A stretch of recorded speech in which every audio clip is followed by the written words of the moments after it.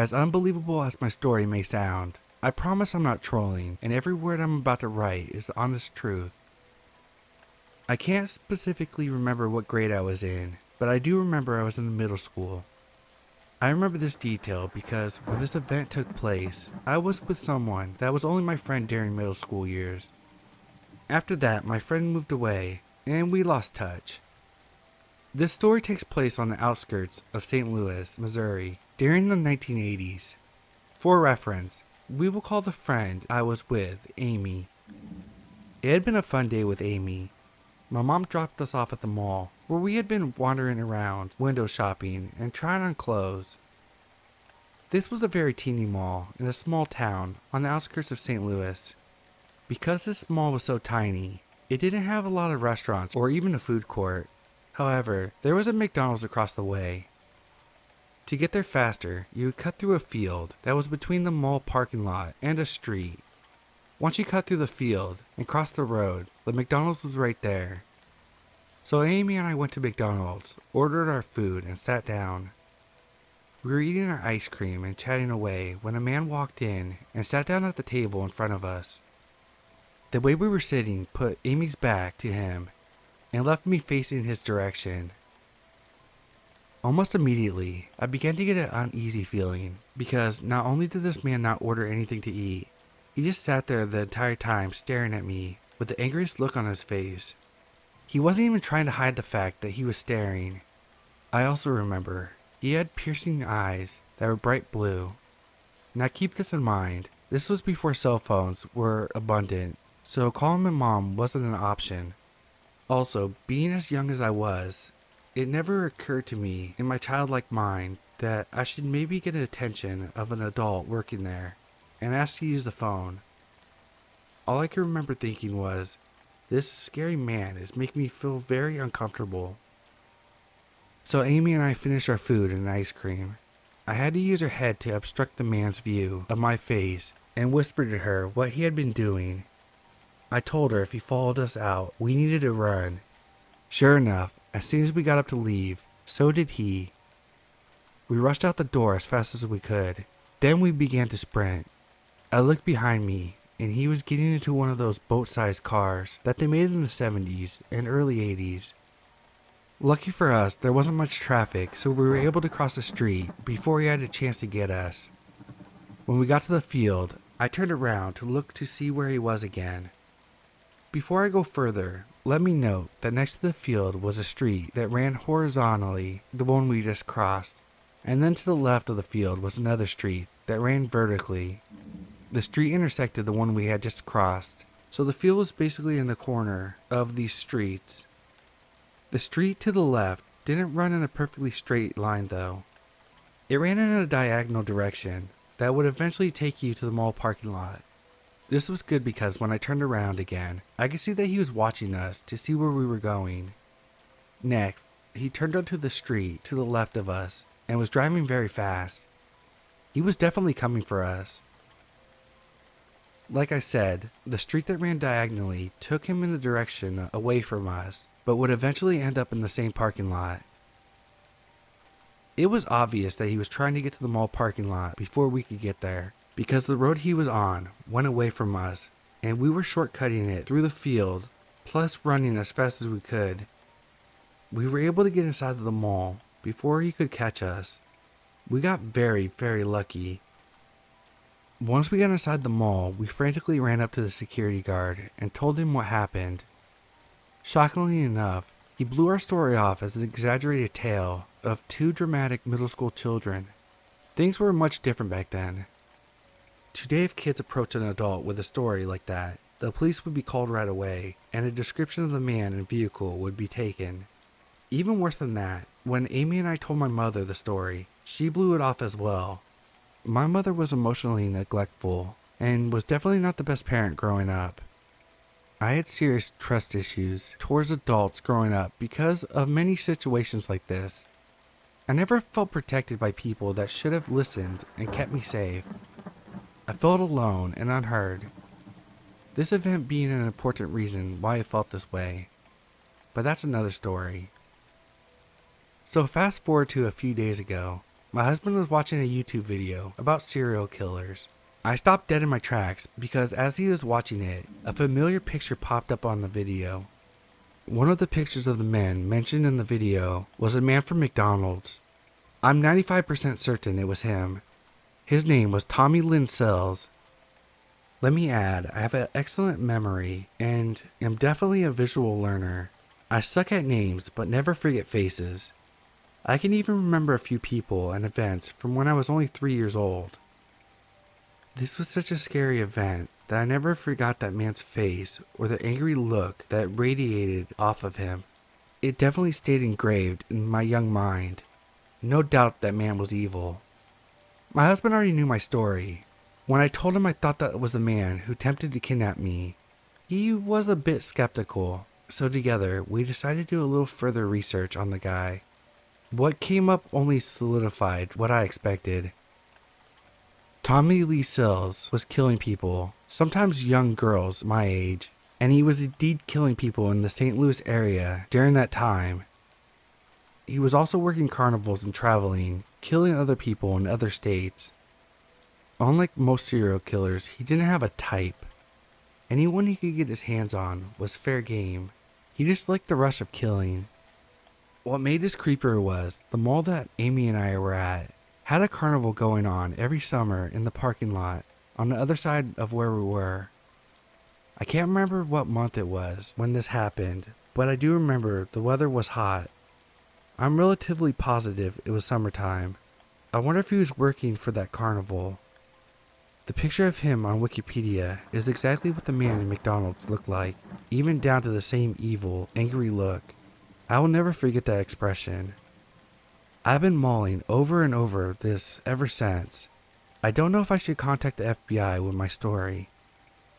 Though he was executed in 2014, law enforcement knows of 22 murders he committed, but they suspect there are many, many more. The story might place him in an area someone disappeared from, but I don't know how helpful, considering I can't remember the exact month or year. I don't even know if I would be believed. What would you readers do?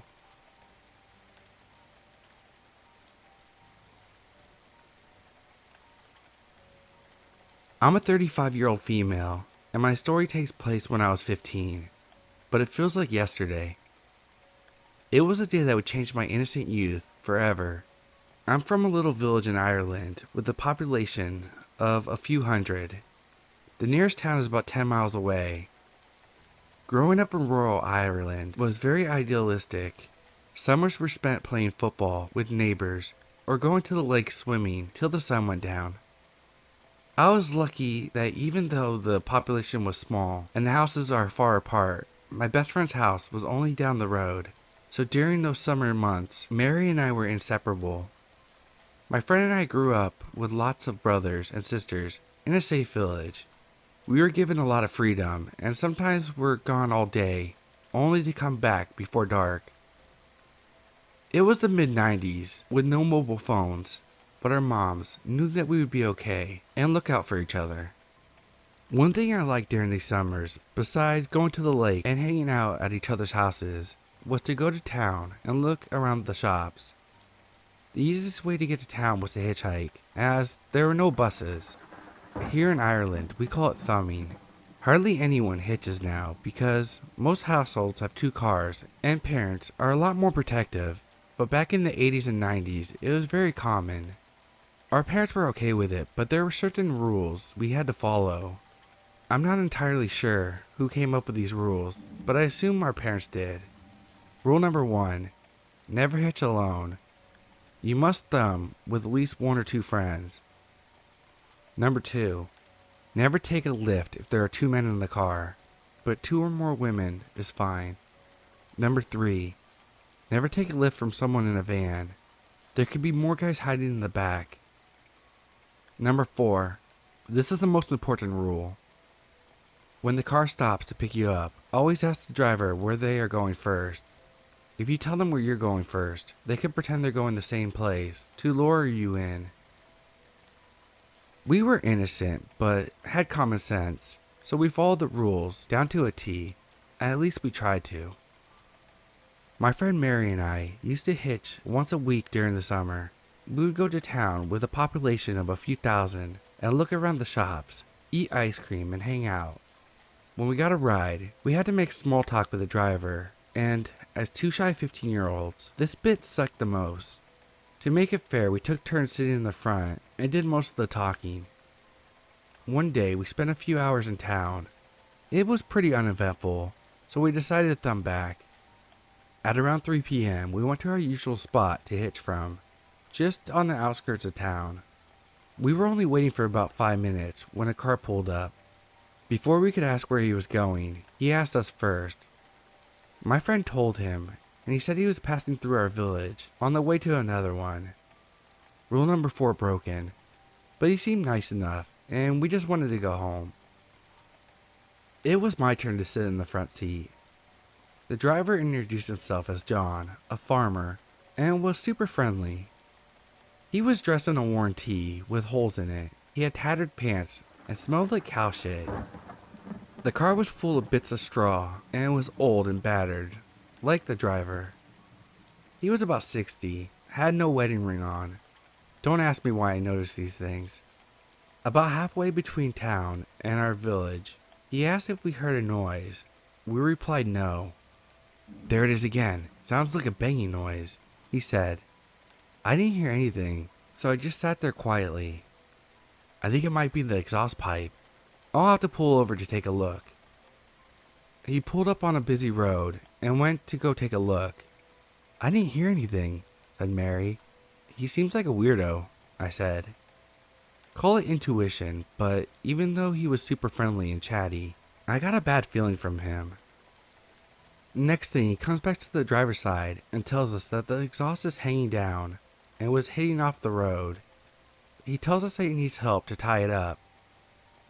It was then I noticed that he had a string holding up his pants instead of a belt. I thought this was odd. Anyway, he got some string from his boot, same color string as the belt, and we both got out of the car. Although I got a bad vibe from him, I didn't feel scared at this stage. We were on a really busy road, and it was about 3:30 p.m., so we both got out of the car. He showed us the exhaust pipe hanging down, and used a rag to hold it up, since it was hot. My friend Mary took over holding it up, while he secured it with a string. They were both kneeling, while I stood back and watched. It was then I noticed his fly was open, and I could see his privates. He was clearly not wearing any underwear. He didn't have a belt on, so I guess I wasn't that surprised.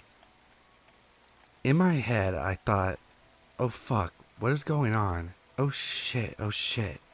But I said nothing. I just stood there in shock. Mary hadn't noticed this at the stage, and continued to help with the pipe. When John was standing, he noticed his fly was open, and acted all shocked. "Oh girls, I'm so sorry and embarrassed. I only have a safety pin holding the fly together, and it must have come off. Please forgive me, and get back in the car." Mary was stunned because she got a close-up on his privates, which left me to do the talking. I told him it was okay, and that it was an accident, so we both got back in the car. He fastened the safety pin, even though I didn't see him look for it. At least all was hidden again. Back in the car, the atmosphere was very different. We both felt mortified, and he kept apologizing over and over again. I looked at the passenger window and repeated, "It's okay, it's okay." Then he said something that made my stomach turn. "Well, girls, you're taking it very well. If I didn't know better, I swear you liked it." Then he nudged me in my arm with his arm, like you would do with a friend. I looked at him through the corner of my eye, my face still facing the window, when I noticed his fly was undone again, and he was exposed again. He must have noticed me looking because he said, "Oh sorry, the safety pin keeps opening. Just don't look." Fine by me, I thought, but I said okay and continued to look out the window. He kept nudging me and saying, "Don't be looking, don't be looking," giggling at the same time. He was doing it in a playful way, like it was a joke. Mary started giggling too, because when she is nervous, she laughs. I know it wasn't her fault, but I was getting angry at this stage. He wouldn't stop telling me to stop looking. Then he said, "Your friend is laughing. She must be enjoying the view." This made her laugh even louder. Now remember, we are both polite 15-year-olds that always respect their elders and are a little shy and would never speak up to an adult. The nudging on my arm and my friend laughing was getting too much. He asked if this was the first Willie I've seen and told me once again to stop looking. I was turned facing the passenger window so much that I had my back to him. There was no way I could be looking. I lost my temper. I shouted at the top of my voice, "I'm not fucking looking. Mary, shut the fucking laughing up." Silence followed. He said he was sorry, that he was only joking, and I didn't need to be so serious. I said nothing and sat there, red with temper. I should have told him to let us out. I should have told him to cover himself up, the dirty old perv. But I was in shock too, and a part of me wanted to believe it was all an innocent mistake. We finally arrived in my teeny, safe village. We got out and he said again that he was sorry about the whole thing. My friend got her voice back and assured him it was okay. I said it was all okay, not to worry about it, and said thanks for the lift. What he said back sickened me. He looked me up and down with a creepy smile and said, "Girlies, thanks for everything," and drove off. We were left speechless. We sat down on a nearby bench to process all of this before going home. We made a deal we wouldn't tell our parents, or they'll never let us hitchhike again. My friend got her voice back and repeated, "Pervert sicko, smelly bastard." He had this planned the whole time, over and over. About 5 minutes after sitting down on the bench, who drives by going in the direction we just came from? Only pervert Farmer John, waving and smiling, while we both sat stunned. He had beeped to catch our attention. So much for just passing through our village. Went to the back of my mind. Occasionally we would talk about Farmer John, but we made jokes about it and told some of our friends what happened. One day, I told a friend of mine named Brid, and a cousin of hers had told her a very similar story. The cousin lived in another village about 20 minutes in another direction from town. She was a few years older than us. While hitchhiking home one day, the same thing happened to her and her friend. The exhaust, the safety pin, and the undone fly. It was no accident, and my worst fears were confirmed. Farmer John really was Pervert John. So to the man that smells like cow shit, has worn clothes, and uses a string to hold up his pants, and to the man who gets off exposing himself to young girls, let's not meet again.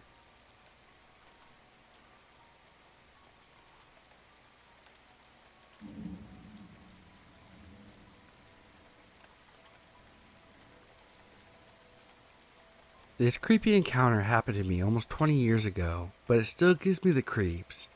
It's a long one. I'd booked a taxi with a licensed taxi firm to take me from my friend's house to my home early in the evening. It was about dusk as the driver arrived. As I left the house to get into the car, he was coming to the house to get me, and for some reason, as he turned to walk back to his car with me, he briefly touched me on my shoulder with his hand. It wasn't lingering, but it was deliberate, and I immediately thought, why is this guy touching my shoulder? My intuition said that it wasn't right, but I was in my 20s, and this guy must have been in his 50s, and I convinced myself that that was just something people from his generation did. I sat in the back. The journey should have been around 20 minutes, from North to South London, and in the first 5 minutes of the journey, there was some initial chat where he told me that this was his last job of the day, and he had no plans afterwards. When he told me that, I felt a bit of fear, but I thought, this guy is from a licensed firm. He's been identity checked and approved to do this job.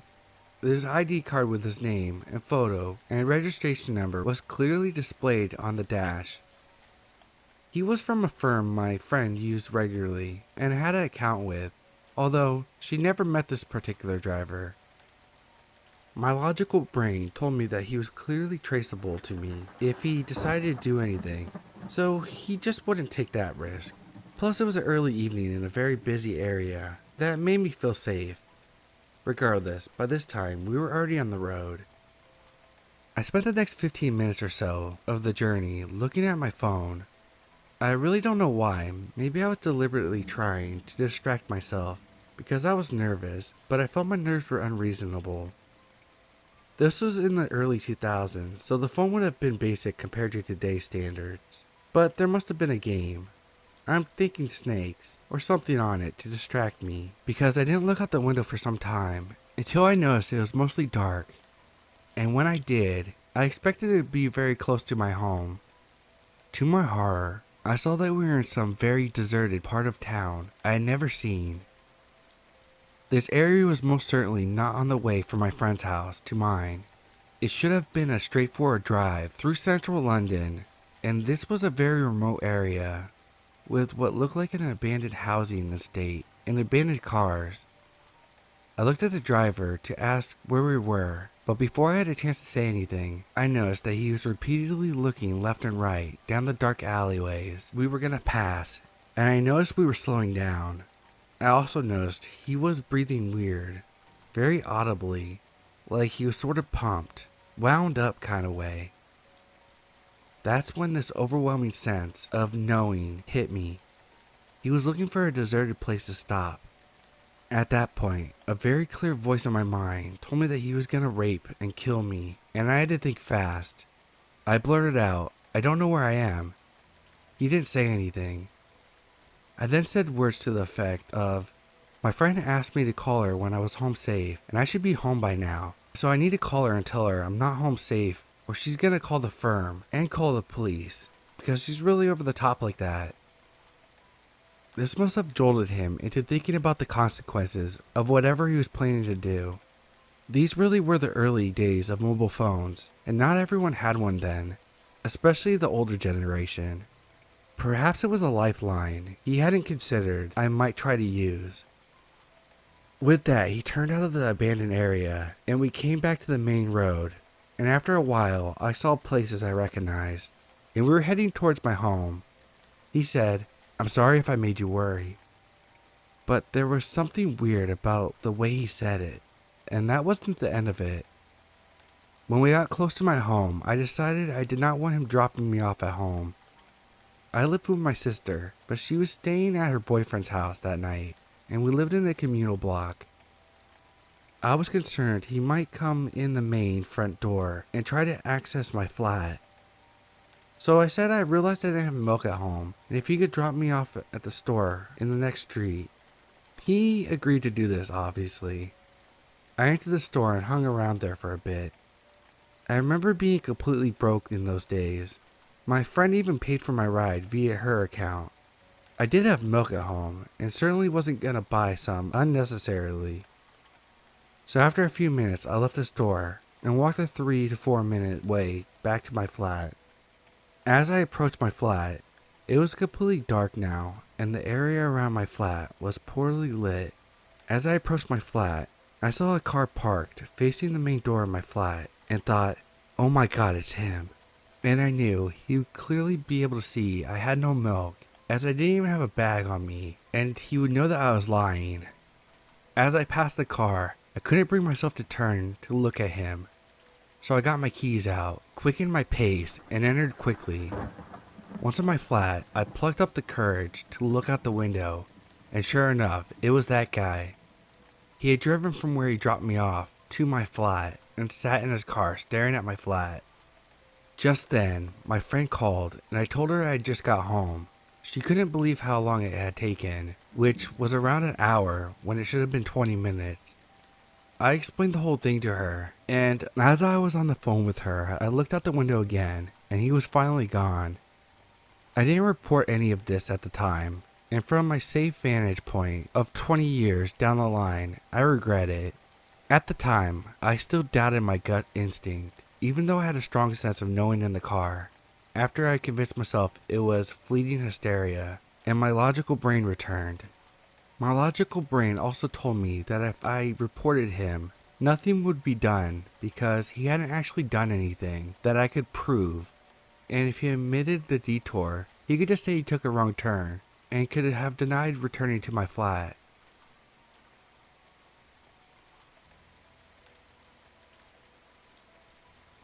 This was about 8 years ago. When I was waiting for my parents to pick me up, a man approached me.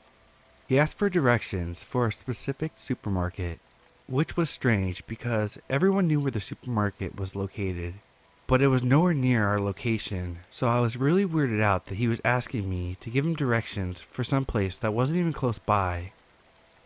I was always really awkward at making conversation, so I shrugged and said something like, "Just turn right and then go left," so that he would leave me alone. I started to walk away from him, but as I took another step forward, he asked me the same question again and took a step closer towards me. I think at that point, I might have sensed something was wrong and that this guy might harm me if I didn't think fast. Thankfully enough, I saw my mom's car approaching me just after he asked that, and I was relieved to safely sit inside as quickly as I could. I didn't think much of it until recently, when I came across a post about a very similar thing happening to another woman. She suspected that the man might have abducted or assaulted her if she hadn't threatened him with a call to 911. I was instantly reminded of my own incident, and I don't know what to think. Would I be safe today if my mom didn't come by on time?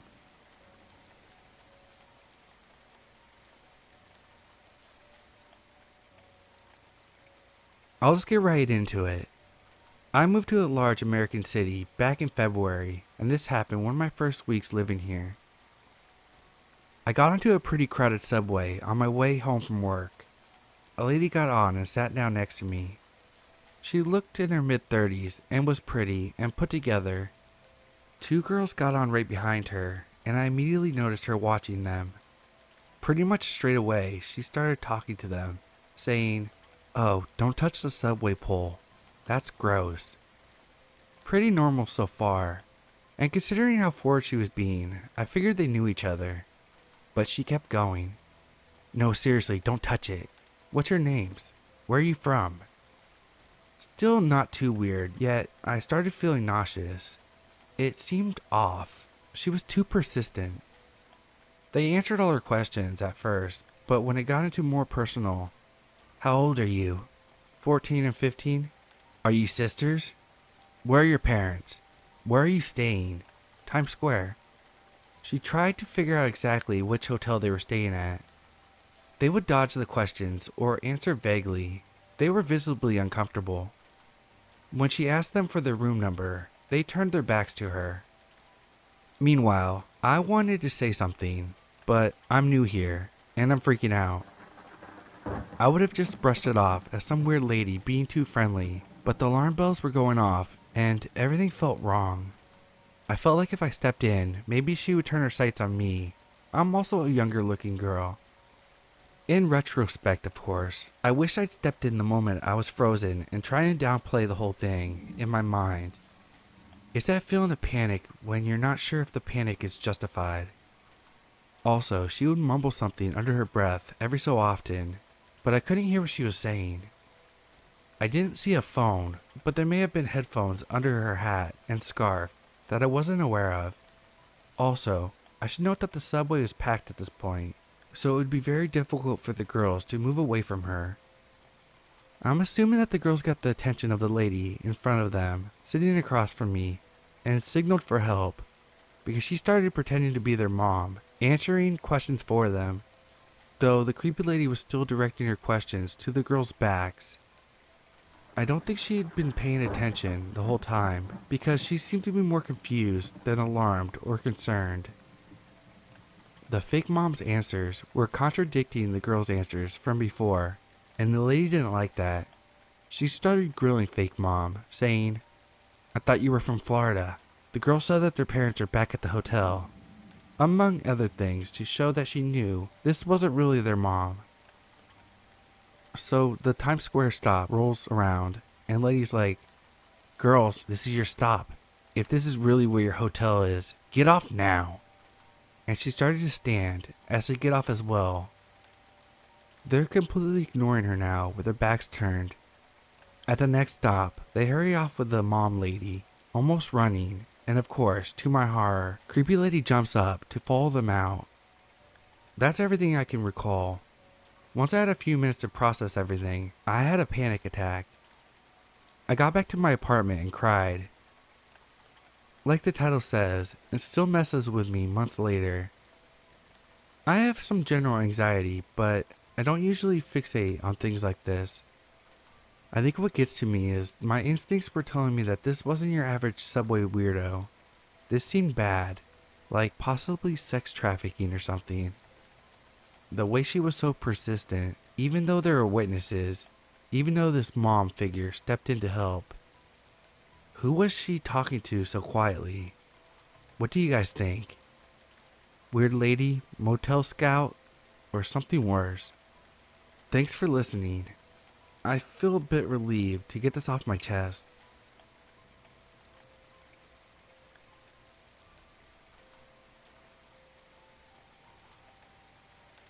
For a bit of context, I am 13 and have a younger brother who was 9 at the time, and my mom and dad were living in our house together.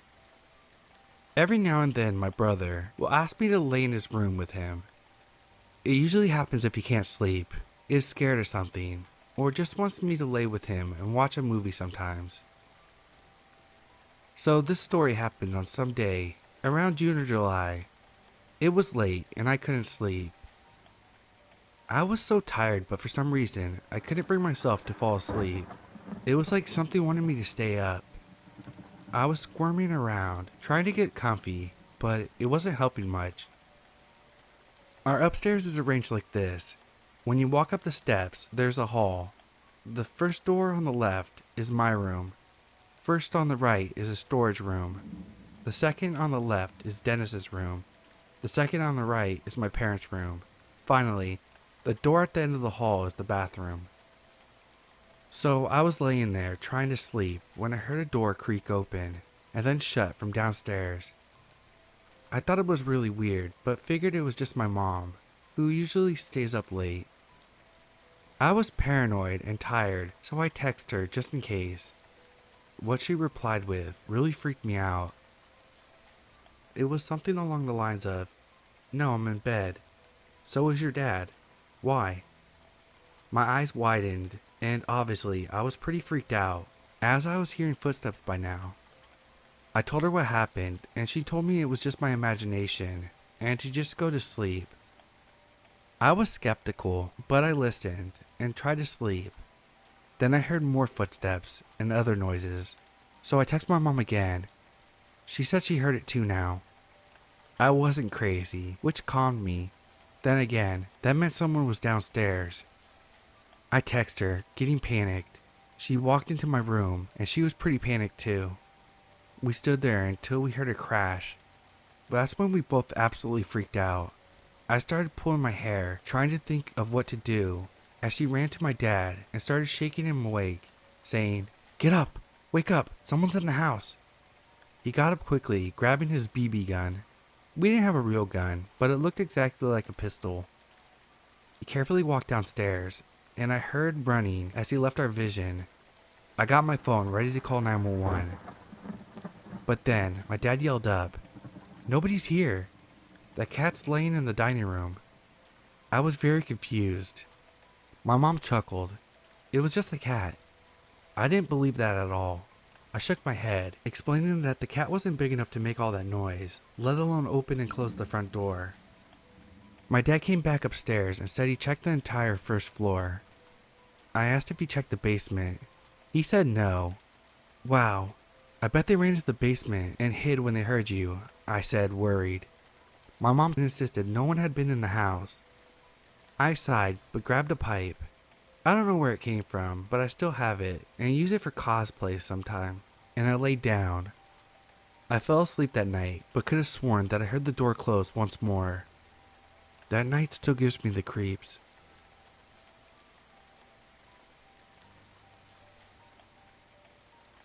I was sleeping over at a friend's house with a bunch of my friends, and the house that we were at was pretty old, but we live in a fairly big and crowded town. There are apartment buildings outside this kid's house, and the middle school and high school were right down the street. He had this one room on the side of the house that was the playroom. It's basically where we would all hang out, and where we would sleep during sleepovers. It was spacious, and the thing about this room is it had a huge window on the side, and I mean the entire wall was a window. and this so happened to look out on a busy street and sidewalk, and you could see the apartment complex from the window. So one night, we were sitting on the couch that was right next to the big window, and it was late, and the darkest it gets there. We were all in blankets around the room, watching YouTube, and it was about time for everyone to settle down. When I saw this person, he was standing about 2 feet away, looking in the huge window. My friend saw him first and yelled for us to look, and we saw him just standing there, watching us. We all ran to the kitchen and hid behind the counter, and sat there for like 35 minutes. When we decided to go back into the room, the guy was gone, and we never saw him again. We saw all kinds of people walk by and look into the window, but something about this guy was weird. Whenever we sleep there again, we always talk about that night, and every time, it gives me chills. I've always wanted to share this story. I've decided to use an old throwaway account since I usually just lurk. I have no real way of proving my credibility, but if you've ever visited or live in a rural part of South Asia, you can probably vouch for me in saying that it's a lot more plausible than one might assume.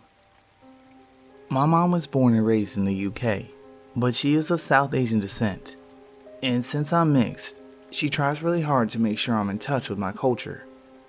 This meant that, as a child, we would make a lot of frequent visits back home. Every summer I can remember was spent there, and then it suddenly just stopped after this incident. My mom's family back home live in an extremely rural part of the country. There's a lot of poverty surrounding our family home, so we rarely left our relatively nice part of the village. I was never allowed out to explore, and coming from the concrete jungle that is London, I was always so curious. I was 8 at the time.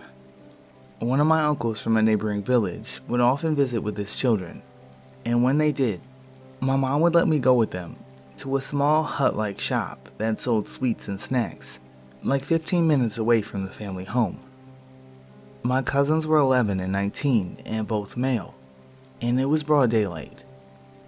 To get to the shop, we walked through a small do-it-yourself road, and on both sides is what I would call the jungle. It was basically just a lot of trees and bushes as far as you could see. You can't really see anything beyond the trees. It's just a lot of greenery. I'm mixed with East Asian. I definitely get my looks from my dad's side.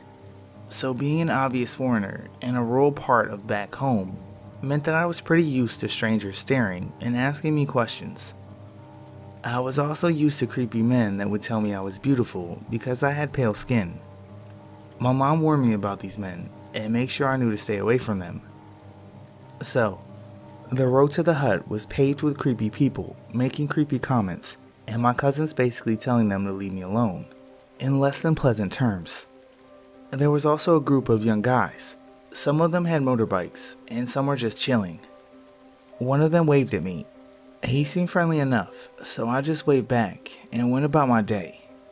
Once we got to the hut, we immediately started losing our self-control with the snacks. The owner was super friendly, and he let us try a bunch of the sweet mishtis he had, and he also had coffee ice cream for the first time. I distinctly remember being really excited, because my mom and aunts loved coffee ice cream, so I thought it would be a nice surprise for them. I asked for 3, and the nice guy gave me 4, so my hands were full, and they were quickly melting, and he told me to run, to go home quickly.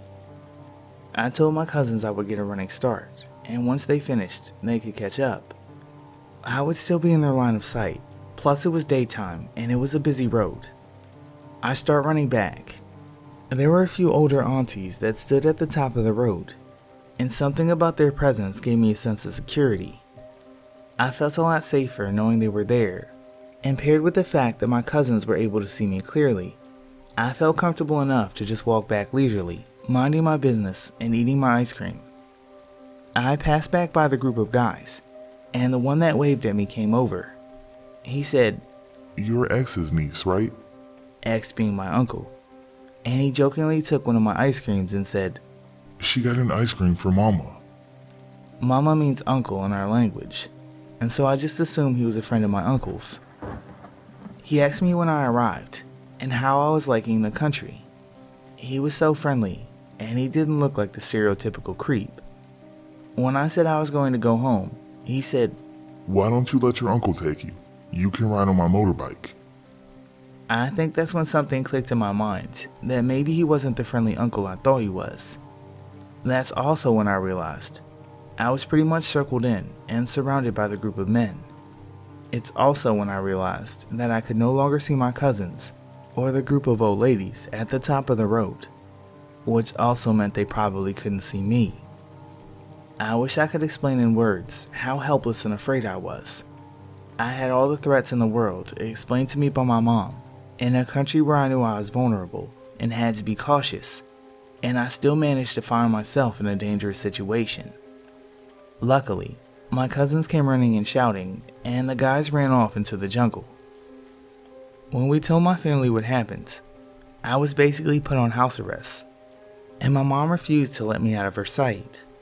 I was pretty shook up about the whole situation, and so, honestly, I was kind of grateful for that.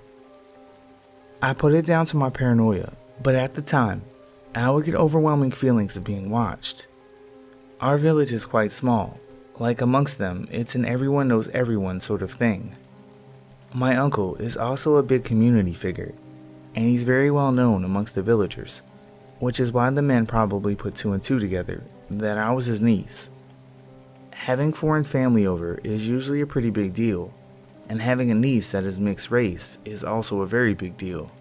I'm sure the word got around. He realized that there were a group of men on motorbikes that would frequently go past our house. They stayed a decent distance from our home though, and that they weren't anyone that he knew. It's creepy to think about now, the lengths they were going to. A couple of days before we were due to fly back, I had my second, last, and worst encounter with this particular friendly uncle. It was night, and it was like every other night when we would play board games or card games in the front room. Because it was so hot, I went to my bedroom, and I was playing on my Nintendo DS. I know, what a throwback. When I saw, out of the corner of my eye, someone at the window, staring directly at me. It was him. The worst part is he had the most creepy, sick and twisted smile I've ever seen. He put a finger to his lips, but I did the literal opposite and started screaming hysterically. I had been on edge since the ice cream incident, so what might seem like an overreaction was just my natural response. I can't really tell you what happened next because no one has ever told me. My uncle and his friends are not known to be the friendliest people, but I was told he was dealt with, and he would never bother me again. We recently received a wedding film from one of my cousin's weddings, and part of the film was her leaving to get to the venue, and I noticed that the jungle was no longer there. It had basically been cut down. For the first time, I could see beyond the greenery.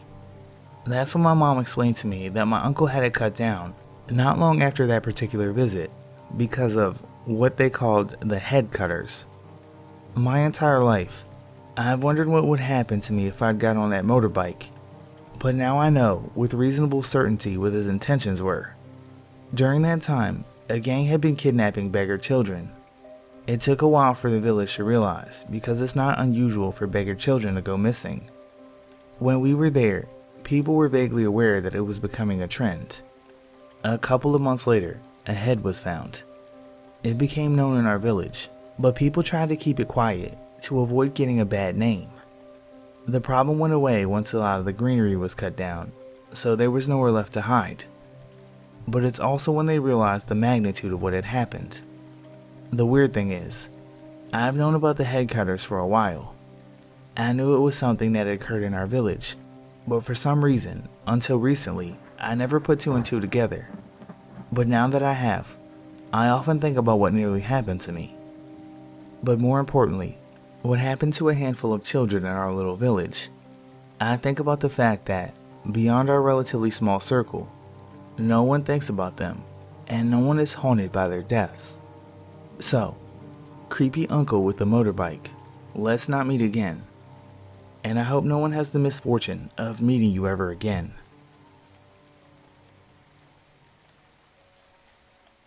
I never thought I'd have anything to post on this subreddit, but here I go. This literally just happened, so I'll try to keep this as short and organized as possible, but I apologize if it's neither of those two things. I'm a 29-year-old female, and my partner is a 23-year-old female. We're back in her hometown visiting her family for about a week. It's a very small, isolated town in the middle of nowhere, and basically in the middle of the woods. While we're here, she wanted to meet up with an old high school friend who still lives in the area. We'll call him Kyle. So, we meet Kyle at the beach, and right away, he's acting super weird, making jokes about having a three-way with us, and just making a bunch of unwelcome, overly sexual, gross comments. Obviously, we're unfortunately used to this stuff to a certain extent, but coming from someone who was supposed to be our good friend, it was extra annoying. So, me and my girlfriend are shooting each other panicked looks the whole time. Once he's out of earshot for a second, she says that she's sorry, that he's never been like this before, and we can make an excuse to leave. When he comes back, we tell him we want to get dinner at a local bar, but he just asks to join us. We felt awkward, so we end up saying yes. He says he doesn't know quite how to get there, so he follows us. We get there, order drinks and food, and then head out to the patio with the drinks. He makes a few more gross comments, but is generally being way more cool and normal than he was at the beach. We're smoking weed on the patio and chilling. The food comes quick, and we finish it quicker. Now here's where it gets really messed up. So halfway through my first drink, I'm feeling really tired, which makes sense as we've had a long day. I give my girlfriend the signal that I want to go. She makes up an excuse that we need to go. He keeps trying to get us to come to his house. I've got good weed and dabs there, and you can meet my cats, blah blah blah. He's being really pushy. We keep saying no and making excuses. We need to check up on our grandpa, etc.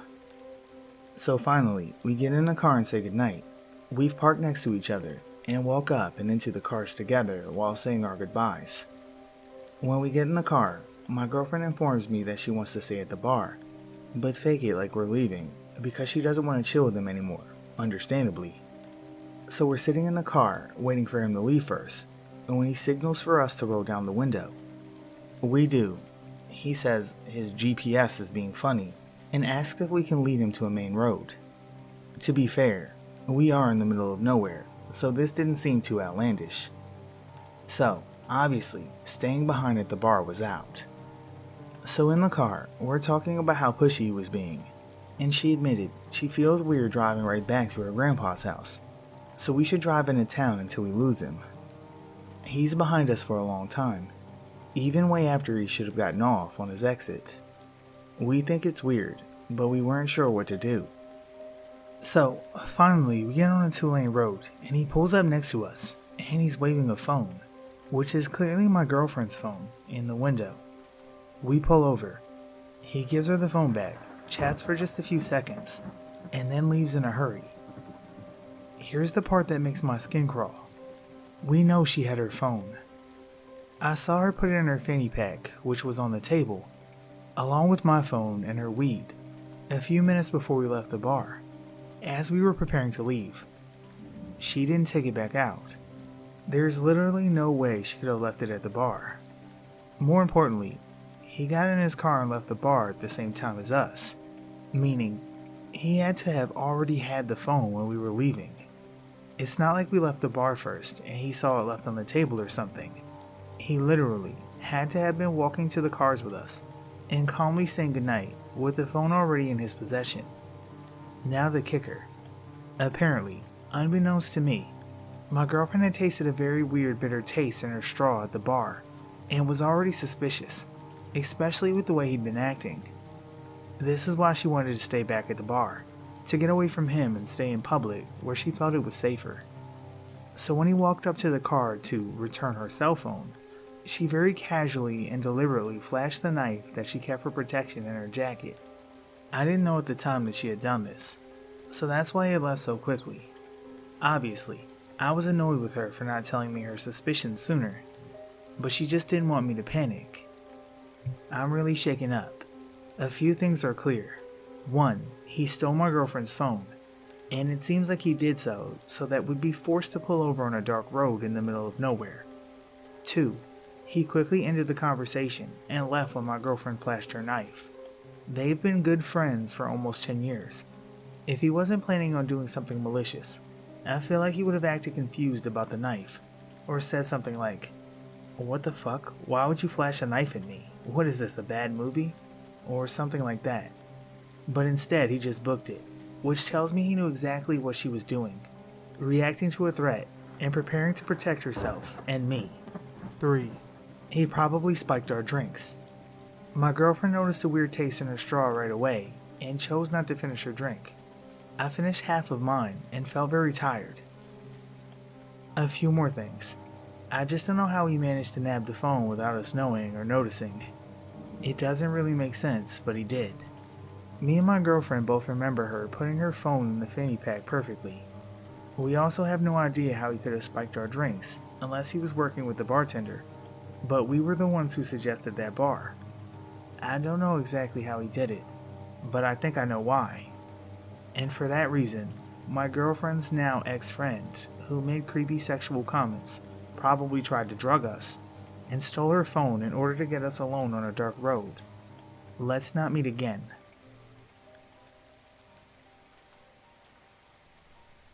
So I've posted in this forum twice before.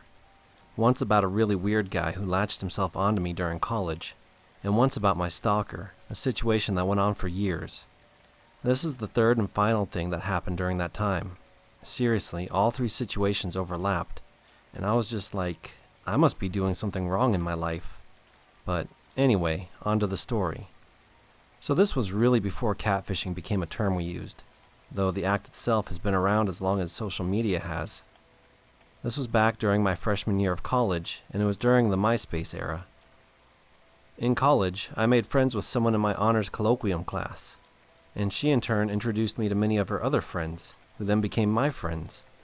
They'd all known each other for years, but were very welcoming to me, and I felt very much like part of the group. That being said, I didn't really know them that well when this happened. What they did seemed, well, not like them, but then I realized I didn't exactly know what was like them. A member of the group, Catherine, was going away to school in Boston, and so the night before we all decided to have a going away party of sorts. We were going to visit another friend, Tamara, who was going to school in Philadelphia, which was about an hour away, and then we were going to just have fun in the city. Our designated meeting place to drive down there was Dunkin' Donuts. When I got there, Leslie was there with our friends Samantha and Anthony, and Leslie looked pissed. She was sitting there with her arms crossed, kind of staring at nothing but with an angry look on her face. As for Samantha and Anthony, they kept looking at the door, and they seemed both nervous and shifty. I could tell they were on edge. I sat down at the table of awkwardness since we had to wait on Catherine and a couple more friends, and things got awkward when no one was talking. Finally, I was just like, "What is the deal with you three?"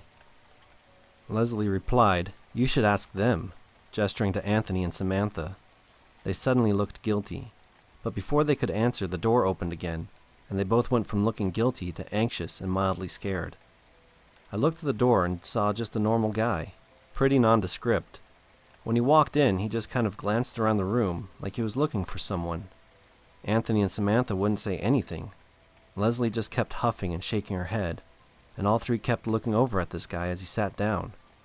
As soon as Catherine and the others got there, it was like we couldn't get out of there fast enough. Catherine, our friends Evan and Julie, and I were very confused. It was on the way to Philadelphia that we learned the truth. It was Leslie who told us. Apparently, Anthony and Samantha had created a fake MySpace account, and they'd been catfishing this guy, Calvin. We didn't know the term catfishing yet, but that's what it was. They had created a fake account using a picture of an actress or singer or something. I can't remember, only her face was obscured. Apparently this had been going on for a couple of weeks, and the conversations had gotten serious. Like Calvin seemed to really like this fake girl they had created. I didn't know why they did this, and when I asked them, they didn't really have a reason. Mostly they were just bored. It turned out that they had told him to meet at Dunkin' Donuts at the same time we were there.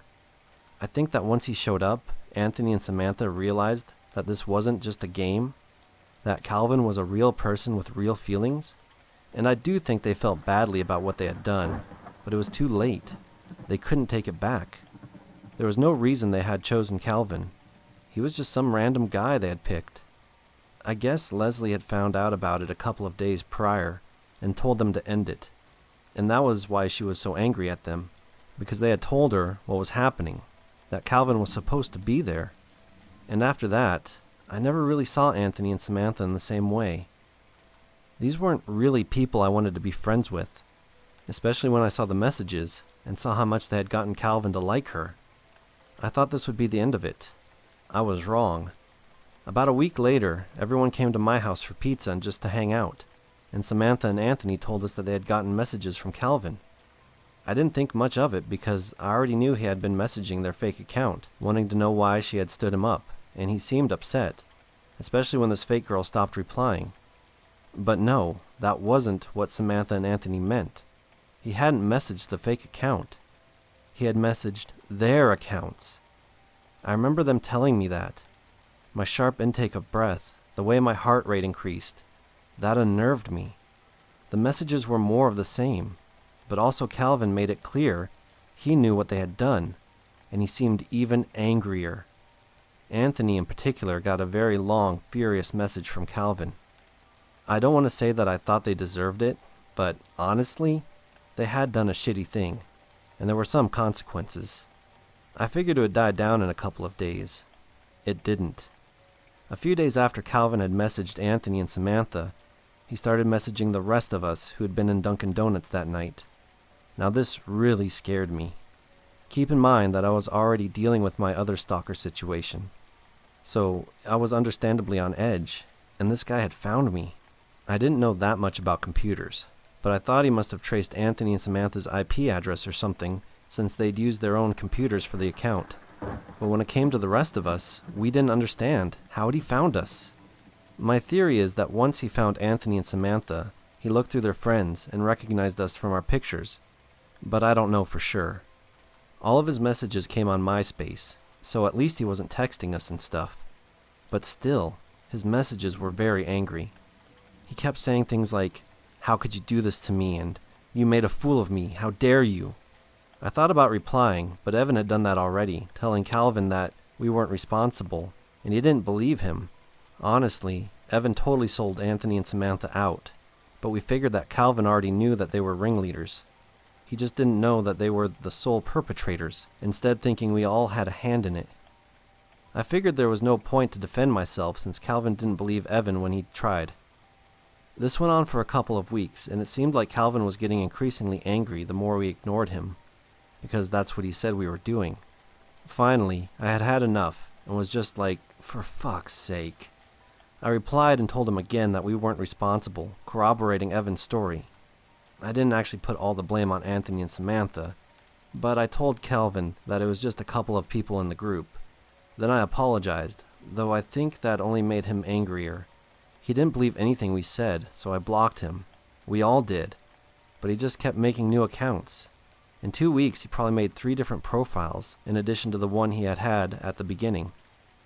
When I finally defended myself, Calvin messaged me back and said, "You made me into a fool, an idiot, and one day you'll know how that feels. I think you will."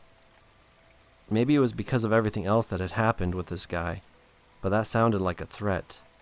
Like he was going to personally make sure I knew how we had made him feel. We were lucky. As far as I know, Calvin never did get anything beyond messaging us aggressively. It could have been a lot worse, like it was with my other stalker and me. Eventually, Calvin stopped messaging us, and then he deleted his account. I felt bad for the guy, and Samantha and Anthony had been wrong, but what Calvin was doing to us was wrong too, the harassment. Eventually he stopped though, after a couple of months, and I never saw him again. I slowly drifted apart from the group. First, Anthony and Samantha for obvious reasons, then Catherine, then Julie, Evan, and Leslie. I wasn't too broken up about the first two, because they weren't the kind of people I really wanted to be friends with. Not only had they done a shitty thing, they had brought Calvin into our lives, like opening a door and inviting someone in.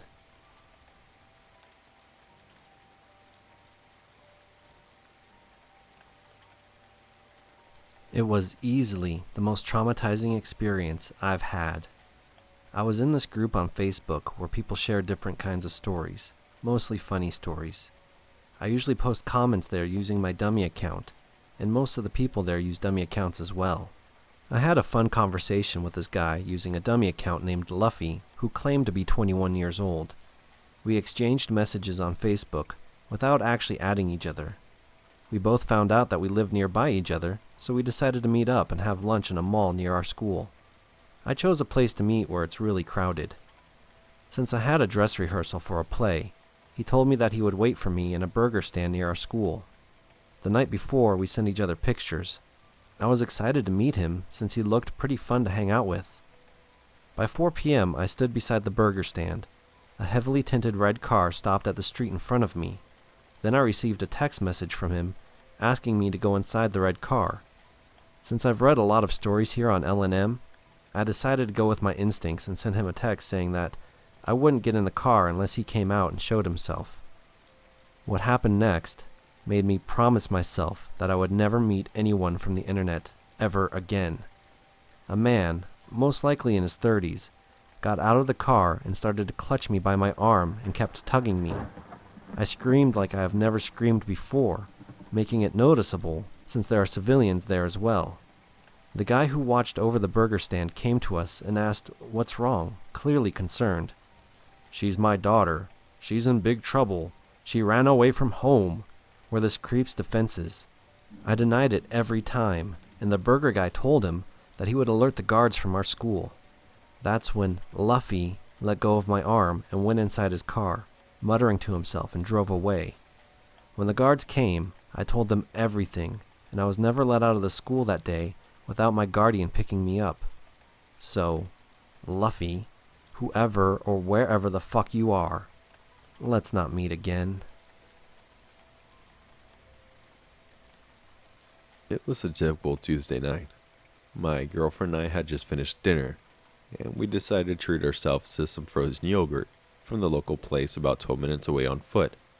The sun was beginning to set as we made our stroll to the froyo joint, where we stopped at an intersection. When we first saw him, he was about 6'2", wore a plaid jacket, and had the most uncomfortable gaze I'd ever seen. He just stared at my girlfriend, seemingly without blinking. Luckily, the light had changed and we were allowed to cross the street. We decided to slow our pace so the creepy dude could walk ahead of us, which he did, stumbling as he made his way across the intersection. I thought he might have been drunk or something, but I was to learn that he wasn't at all. By the time he made it across the intersection, we were trying to really avoid this guy, so we slowed our pace to almost a complete stop. To our horror, so did he. Not to think too much of it, we continued to walk past him. That's when the creepy guy turned into someone truly dangerous. He lunged at my girlfriend, grabbed her head, and attempted to knee her in the face. As I was right beside her, I managed to quickly push him off of her and punched him in the side of the head before he tried to run off. At this point, I was yelling at people to stop him, which one lady did. He turned around and yelled at me, saying, "Fuck you," when someone said that they were calling the cops. He decided to run away. I didn't bother to chase him. I was more concerned on how my girlfriend was holding up. He wasn't on drugs, he wasn't drunk. He was just someone I'd never want to meet again.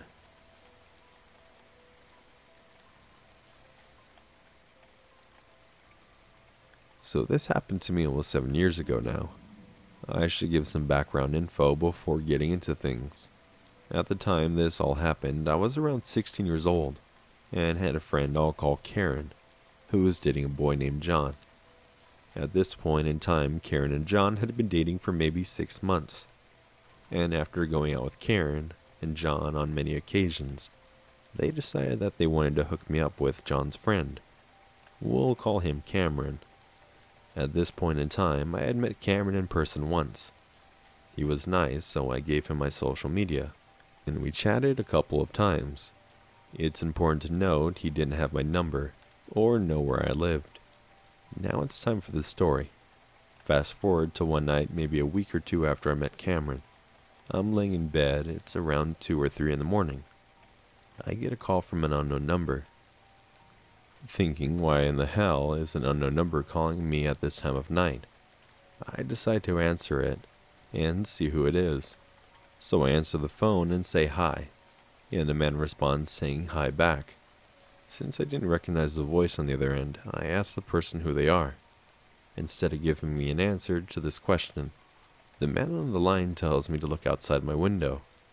Thinking this is probably a prank, I can tell the man to F off and hang up on the phone. Once I did this, the number calls back again. Didn't answer it. The person then proceeds to call me another 4 times until I finally answer the phone, which again I ask who the heck is calling. This time the person responds and tells me that one of my friends gave him my number, and that I'm the guy he's been talking to. At this point, my stupid 16-year-old mind is trying to rationalize this, and the only person I can think of is Cameron. Before I can say anything to this person, he again tells me to look out my window. He's outside, and I begin hearing noises outside my window. Now I should mention that my room is right beside my parents' room, and being stupid, my first thought was that the fool was going to wake them up, and I'd never hear the end of it. Let me tell you, that thought soon turned into the last thing I would worry about that night. Anyway, at this point I'm starting to get creeped out. I'm thinking to myself, okay, if this is Cameron, and Karen did give him my number, how the hell would he know where I live? So I replied to the man and say, Cameron. The man says yes, and tells me to look out my window.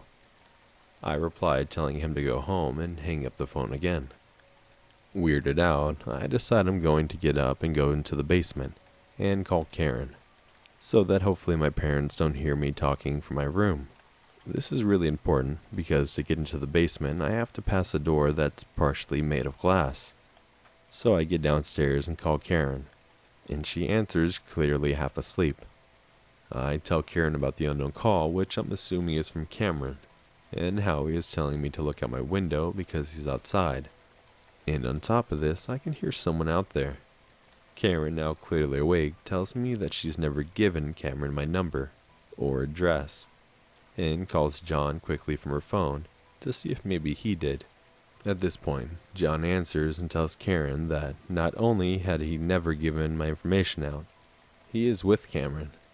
They tell me if someone's outside, I need to hang up and call the police immediately. So I hang the phone up, and before I can even get to dial anyone, I get another call. Guess who? Unknown number. So I stupidly answer again, and before I get a word in, the man tells me that he knows I'm in the basement. He saw me walking by my back door. Now I'm clearly disturbed, as I did just walk by my back door to go downstairs, so I know someone is outside. Again, before I could say anything, the man tells me to come outside. So stupidly I tell the person, I'm calling the police, and hang up the phone. Why I didn't call the police at this point, I really don't know. Probably because I was 16, stupid, and literally in panic mode. Not more than a minute later, I get a call.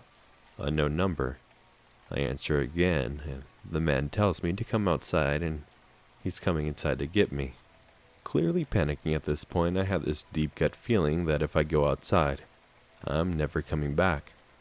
However, I do have to go by the door again to get back upstairs, and that was equally terrifying me. So I hang the phone up again and muster up the courage to run upstairs because that's the last place I wanted to be, and was in a part of the house no one else was in. I get more calls. Unknown number. Unknown number. Unknown number. Again. My 16-year-old stupidity answers. This time the voice on the phone sounds shook, and says to me that the police stopped him outside my house, and they want to speak to me to make sure I know him.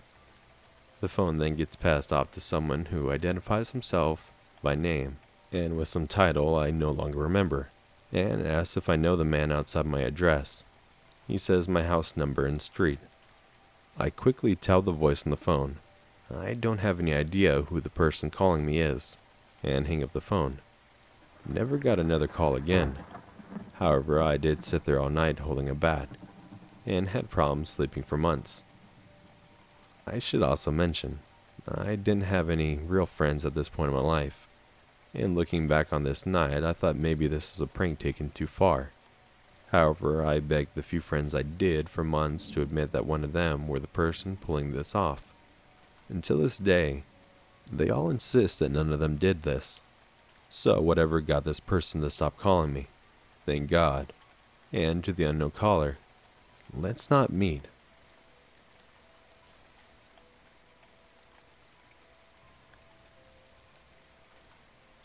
So my parents had recently split, and my brother's mother and I were living in a trailer park in East San Diego.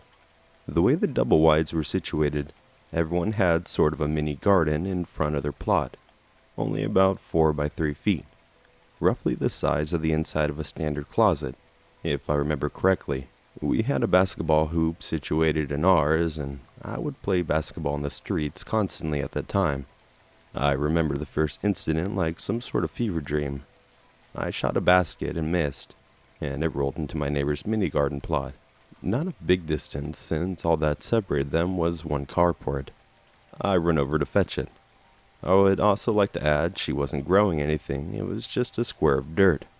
And I see a flash above my head, and I shit you not, I see this old lady's face pressed against her window, directly above me, taking a Polaroid of me. I freaked out and told my mom, but she didn't believe me. Why would a 70-plus-year-old woman next door do that? I ceased playing basketball, and a couple days go by and nothing happens. Then one day I come home from school, and old lady has put camcorders in all of her windows facing our trailer, and had left her side door open with a camcorder on a stool, just watching us. My mom immediately called the police, but the cop informed us that it was totally legal, since it was kind of like security cameras, and recommended we hang up sheets on our side of the carport to block her view. My, at the time, 16-year-old brother invited over all of his friends to hang out in the carport and be obnoxious, moon the camera, flip it off, and play loud music, anything to piss her off really. Also, always wondered how she could afford all these cameras. This wasn't a nice trailer park, and she had at least $1,000 worth of gear watching us. Anyway, things go on like this for a while, until one night, my brother's out and my mom is a couple of trailers away hanging with friends. It was a pretty tight-knit community, and they would always come check on everyone every hour or so. And I was in the living room watching High School Musical, as one does in 2008, when I hear a weird sort of under-the-breath shout, then a bang on the door. I go over and answer it. It was the crazy old woman. I instantly slam the door shut and stand in shock as she starts screaming, saying we stole her trash cans. It wasn't even trash night. She then tries to force her way inside, and I'm holding the door shut as I call my mom. She rushes over and forcefully removes the old lady from the door and calls the police. My dad picked me up soon after and stayed the night there. Apparently, after all, that the old lady's husband came over and apologized, and told my mom she had been suffering from a lot of mental struggles in her old age, and he couldn't stop her with the camcorders, but didn't think she would take it further. He was very nice, and we obviously didn't press any charges. Looking back on it, I know she was struggling, and sure, she was a nice enough lady, but she really fucked me up, and probably cost me my NBA career. So, old lady, I hope things got better for you, but let's never meet again.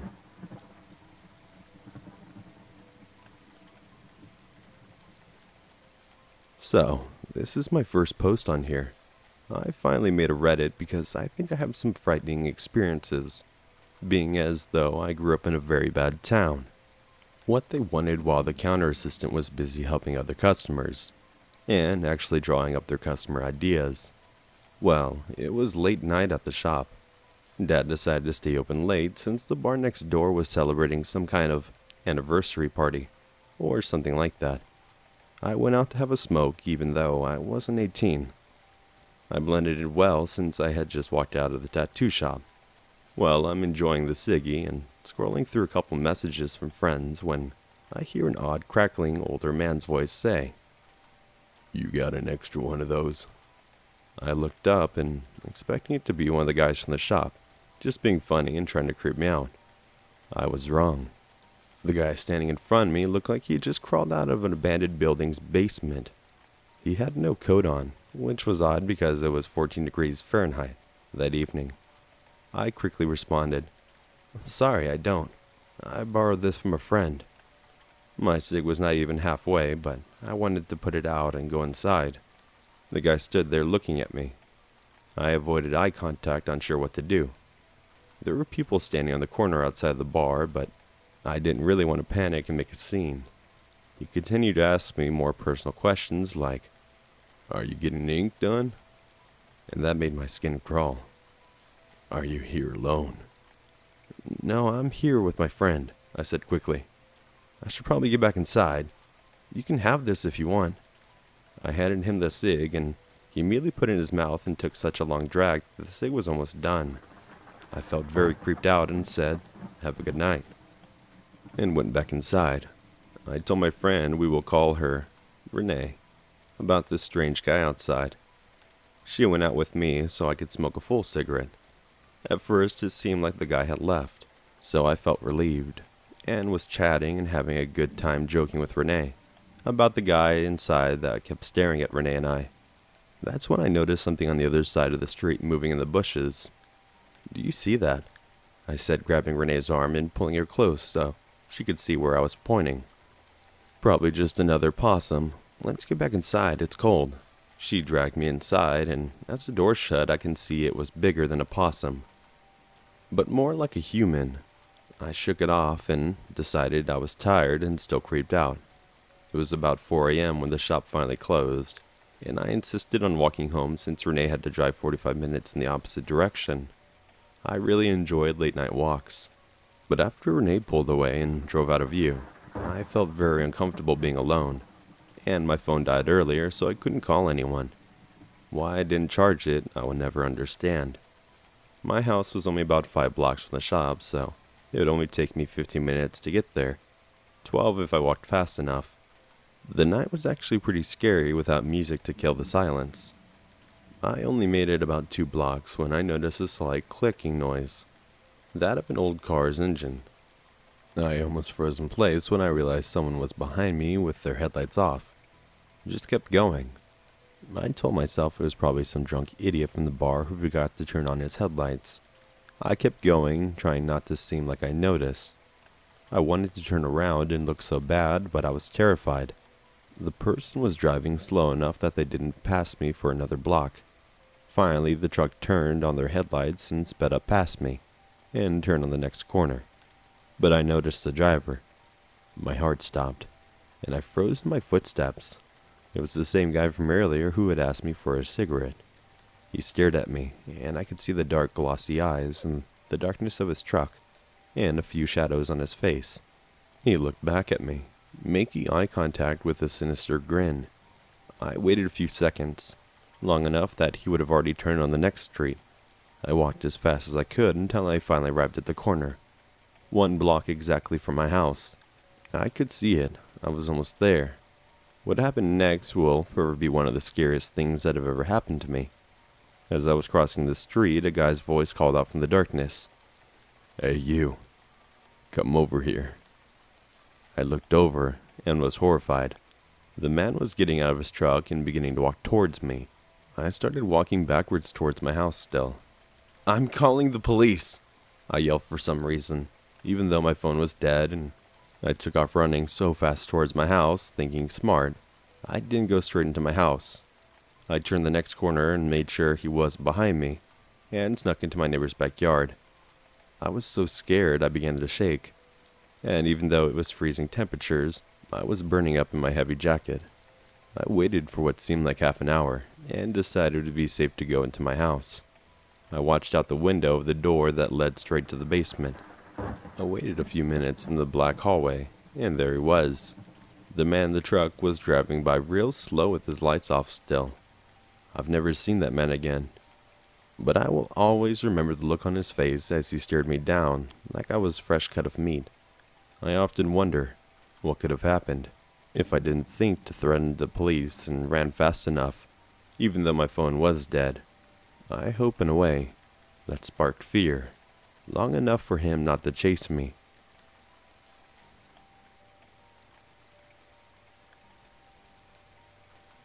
Okay, so this happened earlier tonight, and I know it's not very extreme, but I'm quite freaked out, and I really just want to get this out of my system. So, here we go. So I'm a fairly small human with a large dog. I'm about 5'1", female, and pretty skinny. And my dog is Akita, about 100 pounds, and probably stronger than me if she ever actually tried. We go for walks twice a day, every day, for about 3 miles each, and one of these is at night. We live in the middle of a metropolitan area, so there's lots of hotels, stores, and restaurants all over the place. There is always people out and about. I've never felt unsafe walking around our area with my large dog, especially since with all these businesses comes regular patrolling police cars and several private security agencies all around. We lived here for nearly 3 years, walking every day and night without a single problem. On to tonight. We left for our normal walk, and while the streets are far less crowded, there are still some people out. We were about a mile from our apartment building when I walked past a man standing next to a convenience store in a dark gray hoodie. A lot of the homeless population around here sit outside of the convenience store regularly, so I don't initially think anything of it. We stepped to the edge of the sidewalk so that we could be about 6 feet away, intended to just walk past. But the man started to follow us and talk to me. He asked me about my dog at first. This is very common for us because she's not a well-known breed, and she is beautiful, if somewhat intimidating animal. Unfortunately, in this instance, intimidation doesn't translate to aggressive. Never thought I would complain that my aggressive-looking dog is really just a giant teddy bear, but here we are. I answer that she is Nikita, and continue to walk, keeping a good amount of distance between myself and the man, whom I will now call CG. CG starts asking why I'm walking away from him, and specifically saying that that's rude, because we're old friends. I looked at him to make sure I wasn't wrong and said loudly, "No, I don't know you." I started walking faster and across the street, because I could see police lights flashing not far up the street. Sometimes patrol cars will leave their lights on when there is no one in them. I'm not sure why, but that was the case here. I walked much more quickly towards the lights with CG following me, telling me I'm being mean and calling me Ashley, over and over. To be clear, my name is not Ashley. While there was no security guard in the car, there were a few other people around, so I turned around and yelled again, "I don't know you. Leave me alone." CG stopped walking towards me, but I heard him mumble something else about whoever Ashley is. At this point, I really just wanted to get home as quickly as possible, because I was a little bit panicked. This man was much taller than me, and looked fairly large, at least compared to me, so it made me very nervous that he had been following me. I decided to take an indirect route home that would take me away from the street I was currently on that CG had been sitting on originally. I was a few more blocks away down the street when I saw him again. I had been keeping an eye out behind me to see if he had followed, but no. He had crossed the street and was in front of me. I don't know if he had been hoping I wouldn't notice and would walk up to him or what. I think that must have been it because CG had put a bandana over his face and had pulled up the hood. But I recognized the jacket and the frame and was sure it was the same guy. To get home, I would have to cross the street, walk towards him. Instead, I crossed the street parallel to where he was. He did as well. Then continued to walk towards me and started shouting, calling me Ashley again. I didn't hear a lot of what he said, but I turned and ran with my dog in the other direction. About a block away was the hotel, so I walked into the lobby, right to the front desk. The front desk worker could tell something was wrong because I was clearly just trying not to cry. I apologized for bringing my dog in, but said someone had been following me, and I wanted to know if I could wait here and call the police. The worker was very kind and walked to the glass door and asked which man it was. I couldn't see him anymore, in the direction from which I'd come, so for a moment I thought CG had left. But no, he was at the other end of the parking entrance, hood down now, but standing against the wall, as if he was ready just to wait. The worker said I could wait as long as I needed, and he called the police from the hotel phone. I think they had a non-emergency light written down, and since he hadn't technically done anything but yell and follow me around for a while, I agreed that the non-emergency line was probably the right choice. A cruiser showed up fairly soon, though, and I pointed out CG to the cops, who was still waiting there against the wall. Technically, I couldn't prove he'd done anything illegal, but the cops went and told him that he needed to leave the property, as he was trespassing. They waited for him to leave, and then gave me and my dog a ride back to my apartment building to make sure he didn't continue to follow us and find out where we live. I don't know who CG was or who Ashley is, but let's not meet, and I hope Ashley doesn't meet him either.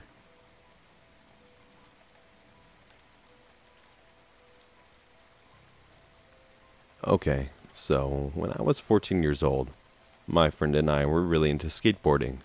One time we were all staying the night at my friend's house, and we decided to go boarding. Admittedly, it was kind of dumb since we were 4 young girls, and it was almost dark out and not so nice area. Anyway, we were just minding our business when suddenly we heard shouting, so I explained the layout of the area. We were on a street that had a pretty large field next to it that led straight into a backyard. We could see there was a pool with a few people in it, but we were too far away to actually make out any faces or anything. They were yelling at us to come chill with them, and we're angsty teenage girls. So we yelled back, "Hey, fuck off." I know, dumb. We kept skating down the road till we hit a dead end.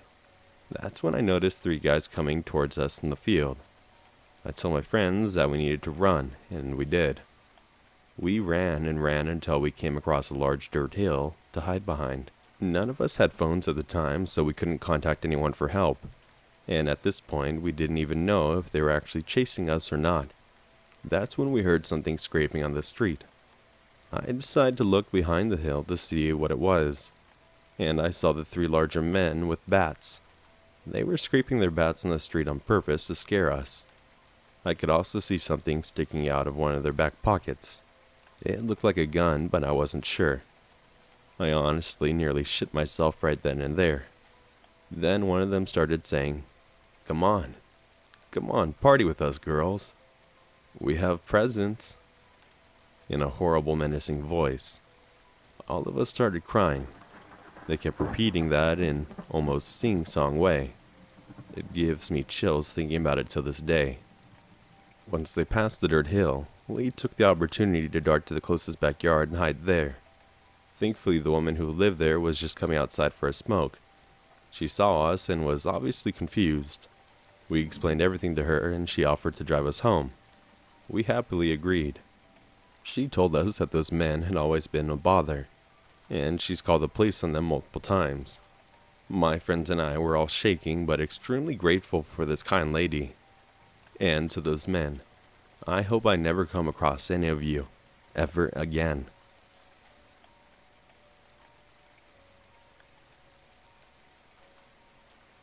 For some background, I live in the UK and go to school with a uniform. I go to quite a large all-girls school with about 8 classes of 30 per year, with 5 years and a 6th form attached. So I have heard about creeps lingering outside of the school before, but they are usually sorted out quite quickly by the school staff, I guess. At the time I was in year 9, so just 13 and about 4'9".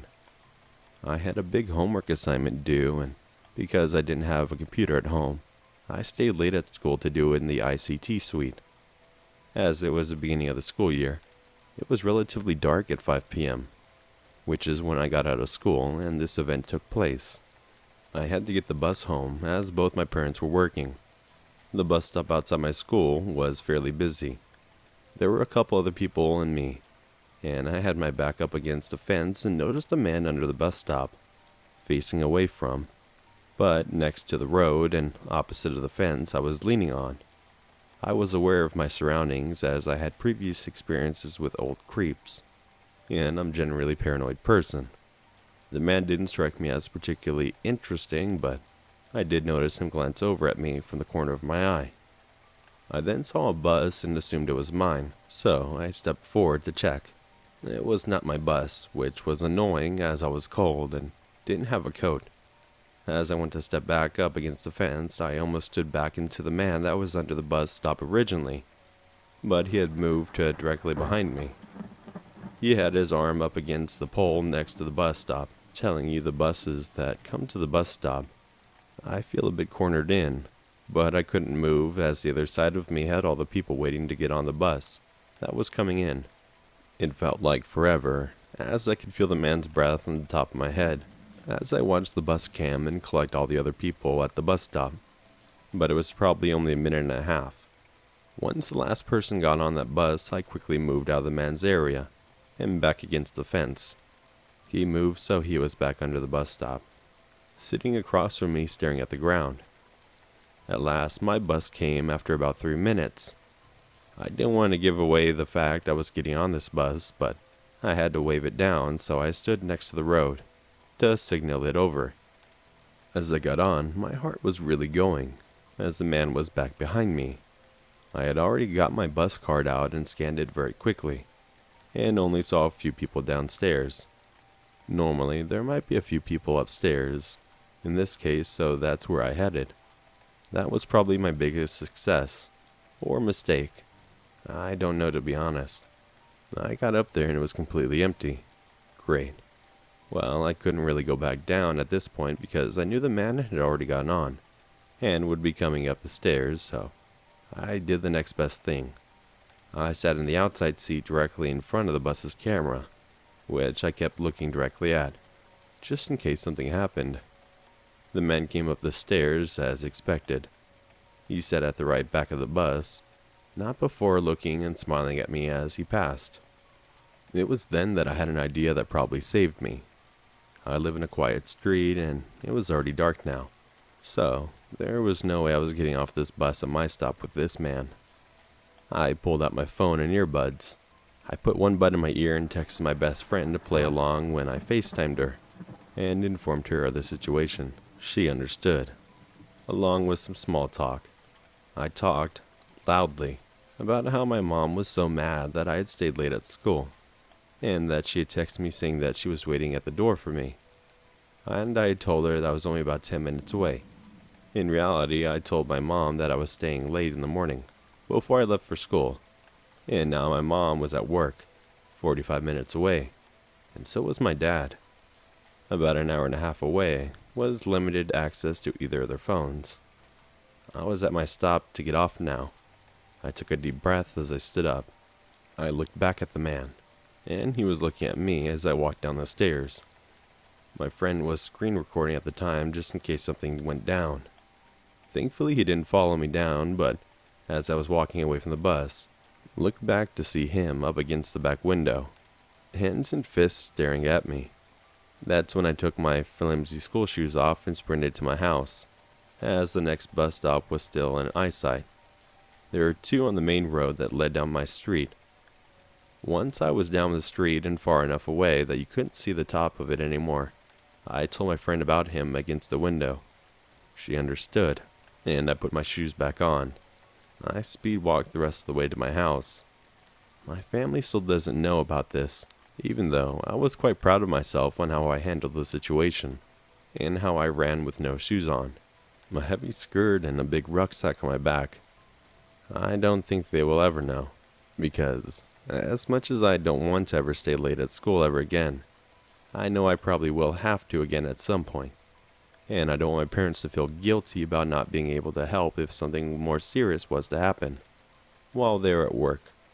But yeah, to the creepy man who doesn't know what personal space is, or frankly doesn't care, I hope we never meet again.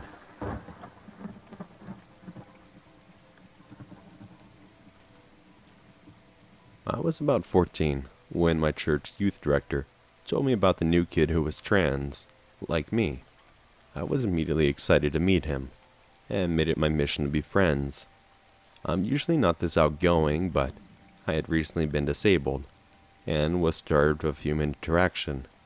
We met up at a restaurant and I immediately got this bad feeling from him. First off, he was very femme, which is fine.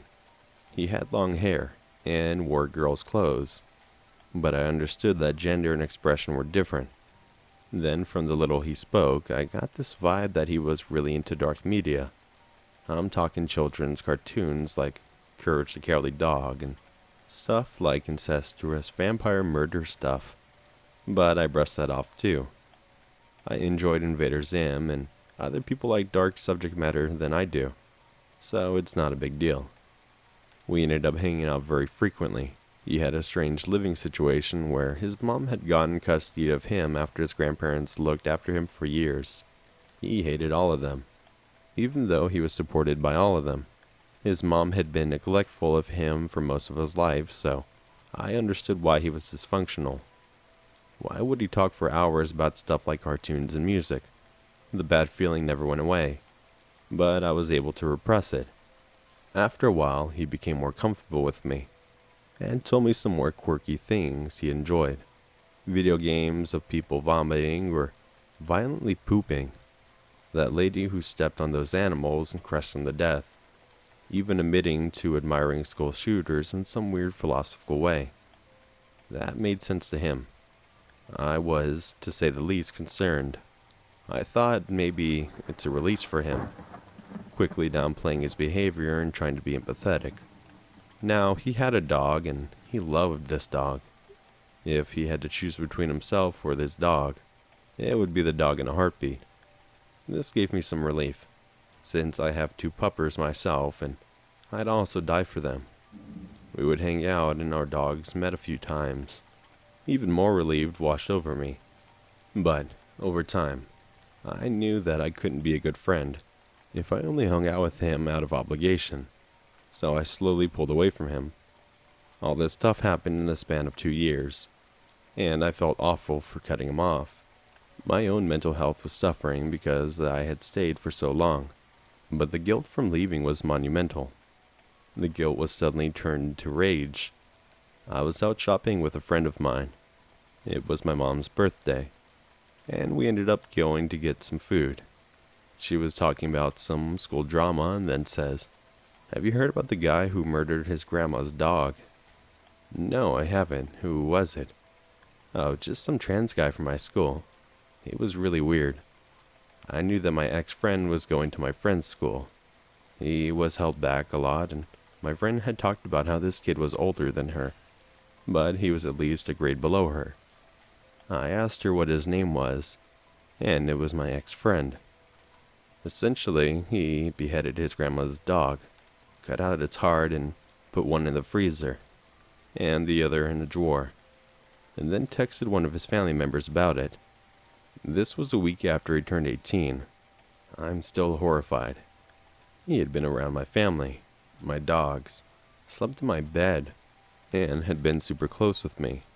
What's worse is that the videos of him in court show how little he cared about what he did. He wasn't forcefully placed in inpatient therapy, not even jail time, just outpatient. My friend also told me that he was known for going into the woods, killing small animals and playing with their bodies. It's been a while since this happened, but I'm still wrapped up in it. I'm oddly grateful that he only killed the dog and didn't shoot up a school. I never want to see him again, and I hope he gets the help that he needs.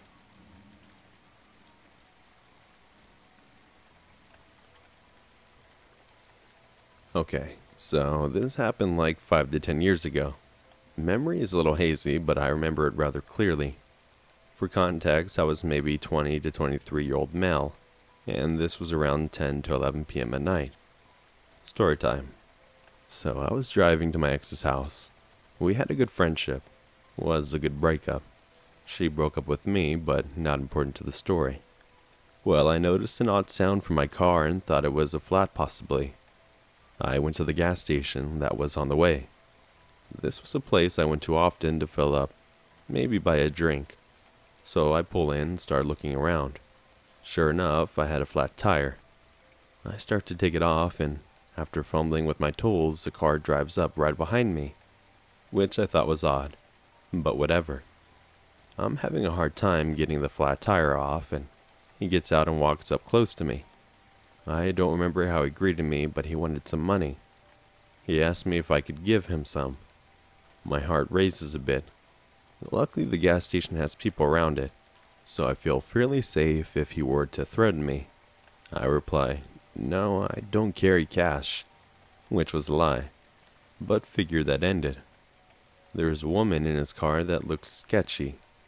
I don't know if she was a junkie or something, but something didn't seem right. Red flag number 1. He then says if I could just take a ride around the block.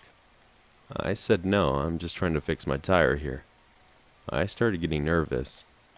I can't remember how the conversation went, but he kept saying, "Let's just take a drive around the block." Images in my head flashed of them robbing me, and possibly murdering me. Finally, he says, "Hey, have you ever had your dick sucked?" I mean really sucked. I don't know how to reply. I think I finally said, "I'm okay. Thanks, I want to change my tire." He finally relented after seeing I wasn't going to do what he wanted, and started asking for money from someone else. Hey, got change for a brother? Funny enough, he actually helped me change my tire, for some weird reason. As soon as he did, he drove away, and I bolted to my ex's. I kept looking around to see if he was following me, which thankfully he didn't.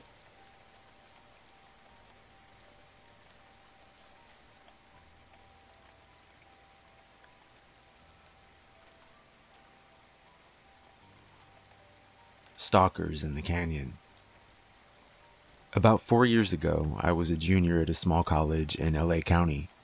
Bordering my town was a large cavernous region known as Turnbull Canyon. It's the kind of place that has a healthy amount of creepy folklore surrounding it, with an area empathetically known as Hell's Gates. Stories of cultic activity, gang killings, abandoned mental institutions, and the like. The kind of shit you hear about any place old enough to have a reputation. In reality, most of the stories were spurned from a tragedy that occurred years prior. A woman's body was found at the base of the canyon, and from then on, the rest is history. Nevertheless, when a photographer friend asked me and another buddy to go out to the canyon in order to take some photos of the LA skyline, I had to oblige. The canyon was about a 30-minute drive from our campus, and we had been listening to the King of Limbs the entire drive, which proved to be the perfect ambiance to get me feeling pretty anxious about our little excursion.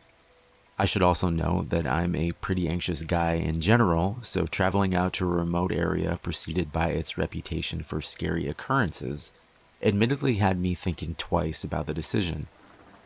At the top of the canyon, there's a small residential area, a few ritzy houses, surrounded by trees and woods. In order to venture into the canyon itself, you have to follow a main trail with several smaller arteries that split off in other directions, but ultimately culminate, after a couple miles or so, at the base of a steep hill adorned with an old water tower overlooking the city. Anyhow, we parked our car at the top of the canyon road, divvied up the camera gear, and made our way out to the trailhead around 1 a.m. at this point. After walking the trail for about 5 minutes, Dave, the photographer, decided it was time to set up his first shot while Jeff, our other friend, and I kept watch. Eventually, he got the shot he needed, and we continued walking for another 5 or so minutes before Dave decided to set up his next shot. At this point, the trailhead had disappeared behind us completely, and we were a little less than a quarter of the way to the water tower. While setting up the tripod, we noticed the faint glow of headlights off in the distance, which was strange because the trail isn't meant for cars, nor is it big enough for them to pass through. If I recall, it's only about 5 feet wide with shrubbery on both sides. This was clearly a bit of a red flag for us as we were the only people out there, so we immediately packed up our things and ducked off into the brush, waiting for the car to pass on. Eventually, an old pickup truck idled to a stop about 50 yards from where we were hiding. The truck itself was old and rickety, sitting on a lifted chassis, the bed of which was missing entirely. Growing up in the country, I knew it as the type of truck typically owned by backwoods folk who lived in the boonies and preferred to be left to their own devices. We watched in agonizing anticipation as the truck just idled in place for several minutes before flooring it down one of the other trails, the roar of the engine echoing throughout the canyon. Clearly, we were spooked at this point, the three of us speculating as to our next step. Jeff and I were reluctant to continue, while Dave assured us that it was probably nothing. Perhaps just a guy off-roading, as he put it. So, with great reluctance, Jeff and I trudged on behind Dave toward the water tower to get his final shots. Nevertheless, I couldn't shake the feeling that something was off about the truck. I mean, I knew plenty people in high school who would go off-roading for fun in the woods, but never on finicky canyon trails barely wide enough to hike on, let alone drive. It just didn't sit right with me. After walking without interference for about an hour, we finally made it out to the water tower, climbed the hill to the top, and took in the view of the city. Dave, once again, started setting up his equipment while Jeff and I stood on both sides of the water tower, keeping watch just in case the truck came back. Nothing. At this point, it's around 3 a.m. Dave decides that he's got all the shots he needs, so we pack up our equipment and commit to heading back before it gets too late, seeing as how all of us have classes in just a few hours. Just as we're preparing to descend the hill, the truck comes roaring out of the canyon below us, back onto the trail, at which point the driver attempts to climb the hill, revving the engine loudly. Scared shitless, the three of us slid off the side of the hill into the brush, clinging to plants and rocks. As the truck finally made it atop the hill, slowly driving around the tower, we could see the glow of the headlights each time it circled above us. After waiting for nearly 10 minutes, while also not trying to make any noise, the truck eventually descended the hill, stopping in the middle of the trail not more than 100 yards away. We watched as a scruffy man mid-50s stepped out of the idling truck and into the glow of the headlights, moseying around while looking at the ground. He then knelt down, looking at something in the dirt, surveying the area intently. As he did so, it became increasingly apparent that he was tracking something. Our footprints. This next part still chills me to the bone. As my friends and I huddled together watching in complete terror, another man, wearing a long dark parka, emerged from the brush, right where we had been hiking, joining the other man at his side. Apparently he had been out there the entire time we were walking the trail, just watching us, following behind at a safe distance. The two of them talked for a long while, but we couldn't hear a word. They continued scanning the area, looking at our footprints, but eventually got in the truck and drove off down one of the forks in the trail. We sat in silence for a long time, waiting nearly 2 hours just to ensure the coast was clear, at which point we made like hell back to the car, down the canyon, and back to our campus, just in time for class.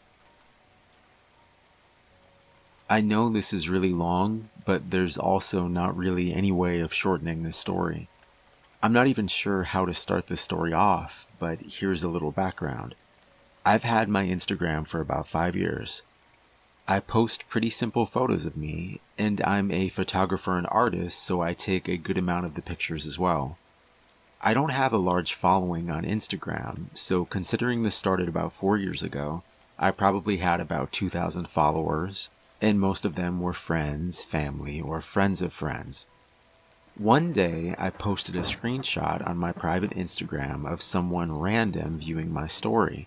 I'm not sure what the context was, but it doesn't really matter. Soon after, A friend of mine pointed out that one of the Instagram accounts that was viewing my story had a profile picture that was a photo of my friend, so I immediately went to their account. When I went on their account, I noticed that all of their pictures were ones screenshotted from my account, and I immediately started freaking out. They went by a kind of Russianized version of my name and had around 1,000 followers. I was totally baffled. This account didn't last that long, and I was receiving probably more activity than my own account was. I was confused, but I also knew that that was what happened when you had a public Instagram, and some catfish isn't going to ruin my life. So I reported the account and moved on. Soon after, I started getting messages from random Instagram accounts that all seemed to be coming from Russia. They would send me messages and screenshots of different accounts that also all seemed to be Russian, of people pretending to be me. I started to panic more, as I knew that not only was it not just one person, but that many people knew about it, and genuinely thought that I was a completely different person than I was. I kept reporting these accounts, and they would mysteriously delete and then show up under new names. But at this point, my Instagram account was blocked by pretty much all of the catfish accounts. I logged into a friend's Instagram and noticed tagged photos of this catfish of me. Drawings. Many drawings. People drawing me, who they totally thought was some random Russian girl.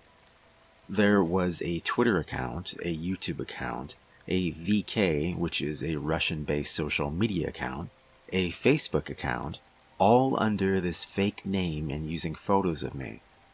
I finally got a lot of the accounts deleted and felt relieved. Then, probably about 6 months later, I got another message on Instagram from some other random Russian account sending me to yet another fake profile pretending to be me. The first thing that stuck out to me was the fact that they had a photo of my mom and I from when I was a baby. A photo that was only available on my mom's Facebook. It's not public. I panicked, reported the account, and told all my friends to do the same. Then I got curious and started wondering who these people were that were finding and sending these accounts. I went deep back into my Instagram DMs and found that those accounts were now also catfishes of me. I don't know what part of me thought that it would be a good idea to message them, but I did. I ended up having a very odd conversation with them where they told me that they used photos of me because I looked like them and they were self-conscious. They even said that they show their family photos of me and pretend it's them. One day, I tried to log into my Instagram and it said that someone in Russia had made numerous attempts to change my password. Fucking insane. Basically, I'll save the time and effort and say that this went on for another 3 years, happening randomly about every 6 months. Finally, there was one account made using my own name. I was so furious and had completely given up, but a few of my friends messaged them and told them to delete their account. They then DM'd me, apologized in broken English, and then decided that they were going to turn the account into a fan page. Again, fucking weird. I even got to the point where I was considering calling up the producers of Catfish or something. Literally anything. The fan page was running for probably 3 months, but it seems to me that they have deleted it. I still get weird messages from Russian accounts that seem too similar to the others, but I don't feel as freaked out by it. This whole situation sucks because I was never directly threatened or put in a situation in which I felt like my life was in serious danger, so I couldn't go to the police. But there were definitely times when I felt like I was being watched too closely for someone who is not famous or anything near it. Not really sure how to end this because it probably never will end. But to my Russian stalker, let's not meet.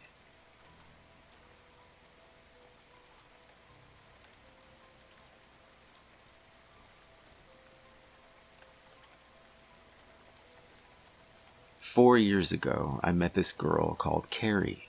We actually met online. We had a mutual friend whose name is Fred.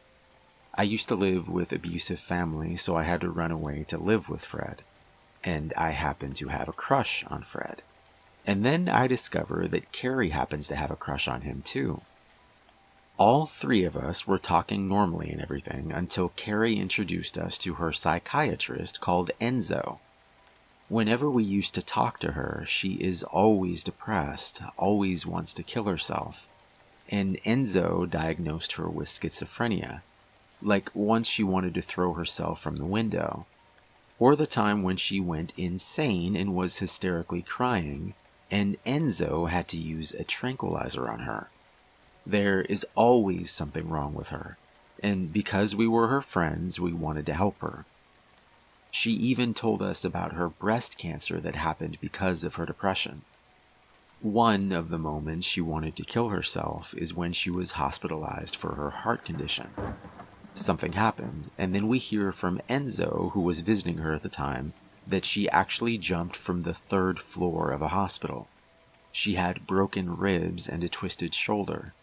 She was discharged in 4 or 5 days without getting admitted to a psychiatric hospital for her suicidal attempt. Actually, a lot of the times Enzo says he's going to admit her to a psychiatric hospital, well, he just doesn't. A few months later, she stabbed herself because I told her to improve or else she is no longer my friend. She tells me that I can't. Then I told her, well, nice meeting you then. And then we get a message from Enzo that Carrie actually stabbed herself and that she is being rushed to the hospital. He said that she has lost a lot of blood and needs a blood transfusion. Enzo was her donor because there wasn't enough blood in the blood bank. After 2 days, she was discharged from the hospital. Again, without getting admitted to a psychiatric hospital. A few weeks after the incident, we told her to show us her scar. She refused and told us there isn't any scar. Every time when we talk to her, we have to be very careful on what we tell her, or else she'll go nuts and have her hallucinations. The thing is, we didn't discover until almost a year after that Enzo was actually Carrie the entire time. She didn't jump from the hospital window, nor did she stab herself. She never had breast cancer. She never even had schizophrenia. And what's her excuse? I just wanted to express myself through Enzo, and I just couldn't as Carrie.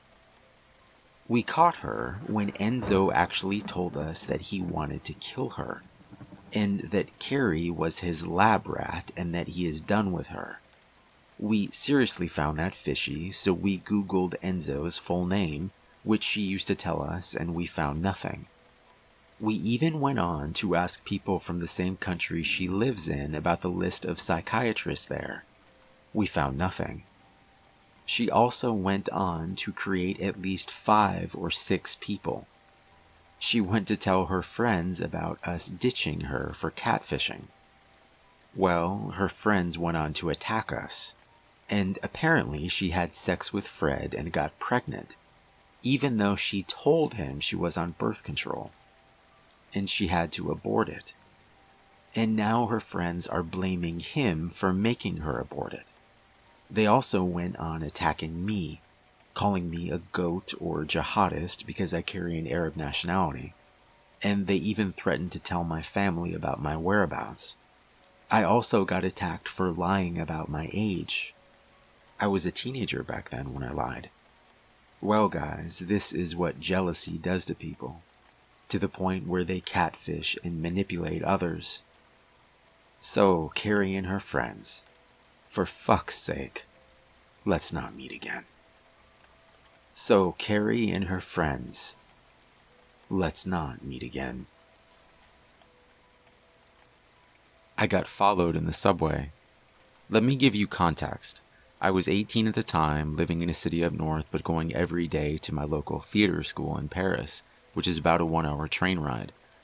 Parisian people are known to be grumpy and very individualistic. That's important for the following story. My school is located in the 19th district, which is very poor and known for being unsafe. That day, I took the train and arrived at the train station Paris Gare du Nord, a couple of stops from my school. As I head to the subway, I saw a man smiling at me. I didn't smile back. Even with all the crowd around, I saw that he was following me while waiting for the subway a couple of minutes later. Again, I didn't really pay attention, but I kept an eye on him just in case. As we were waiting, I saw him starting to speak with, I suppose, some friends that came to him. So I took out my phone and just forgot about it. The train arrived, and he got on right behind me. I sat down and my heart started to pound. There were 5 or 6 men around me, speaking in a foreign language. The train wasn't empty, but no one was really looking in my direction. Maybe I was overreacting at the time, but I took my phone out anyway to ask help from my friends at school just in case, telling them that some guys were following me on the subway. All of a sudden, the men started to make a circle around me, and they looked very angry, speaking loudly in their language. People around us were looking, but no one said a thing. My station was next, and I decided to force my way through. One of them resisted, but eventually I got through them. I walked super fast to get out of the subway station, but they followed closely behind and were shouting at me. One of them even grabbed me, and thank God one of my friends from school arrived with a retracted knife in his hand. He just grabbed me out of the station, and we heard the guy shout behind me. Guys, I don't know if your game was to scare girls, but let's not meet again. My wife was almost gone. I just discovered this sub and thought it might be a good place to share my story. About 3 months ago, my wife, then fiance, and I were driving from Oregon to Arizona. We were in a part of Nevada that was in the middle of nowhere. We were on the end of a 70-mile stretch with no cell service, and it was midnight. My wife is a small girl, only 5'1", 100 pounds. I often joke when I go to see her at work, oh, it must be take your child to work day. She's that small. It was my wife's turn to drive at this point, so I reclined in my seat, out of view, and fell asleep. She shakes me awake and says, "This guy's been following on my ass for a while. I don't know what his issue is." I glance behind us to see a big F-350 only about 10 feet behind, so I tell her to speed up, figuring he was just wanting us to go faster, but he keeps the same distance. All of a sudden, he shoots into the oncoming lane and overtakes us, then proceeds to slow down in front of us, bringing his and our speed to only about 10 miles an hour. She backs off a considerable distance when he slams on his brakes and starts opening his door. At this point, I sit all the way back up, I'm a pretty big guy, and roll my window down. He spots me, slams his door shut, and takes off. I'm not one to jump to conclusions, but I feel that if he didn't see me, he would have definitely tried to take my wife. It shook us up pretty bad, and at the next gas station we found, the attendant called it in. Luckily, I got his plate numbers. And that's why you don't drive in the middle of nowhere alone in the middle of the night. You never know who's out there.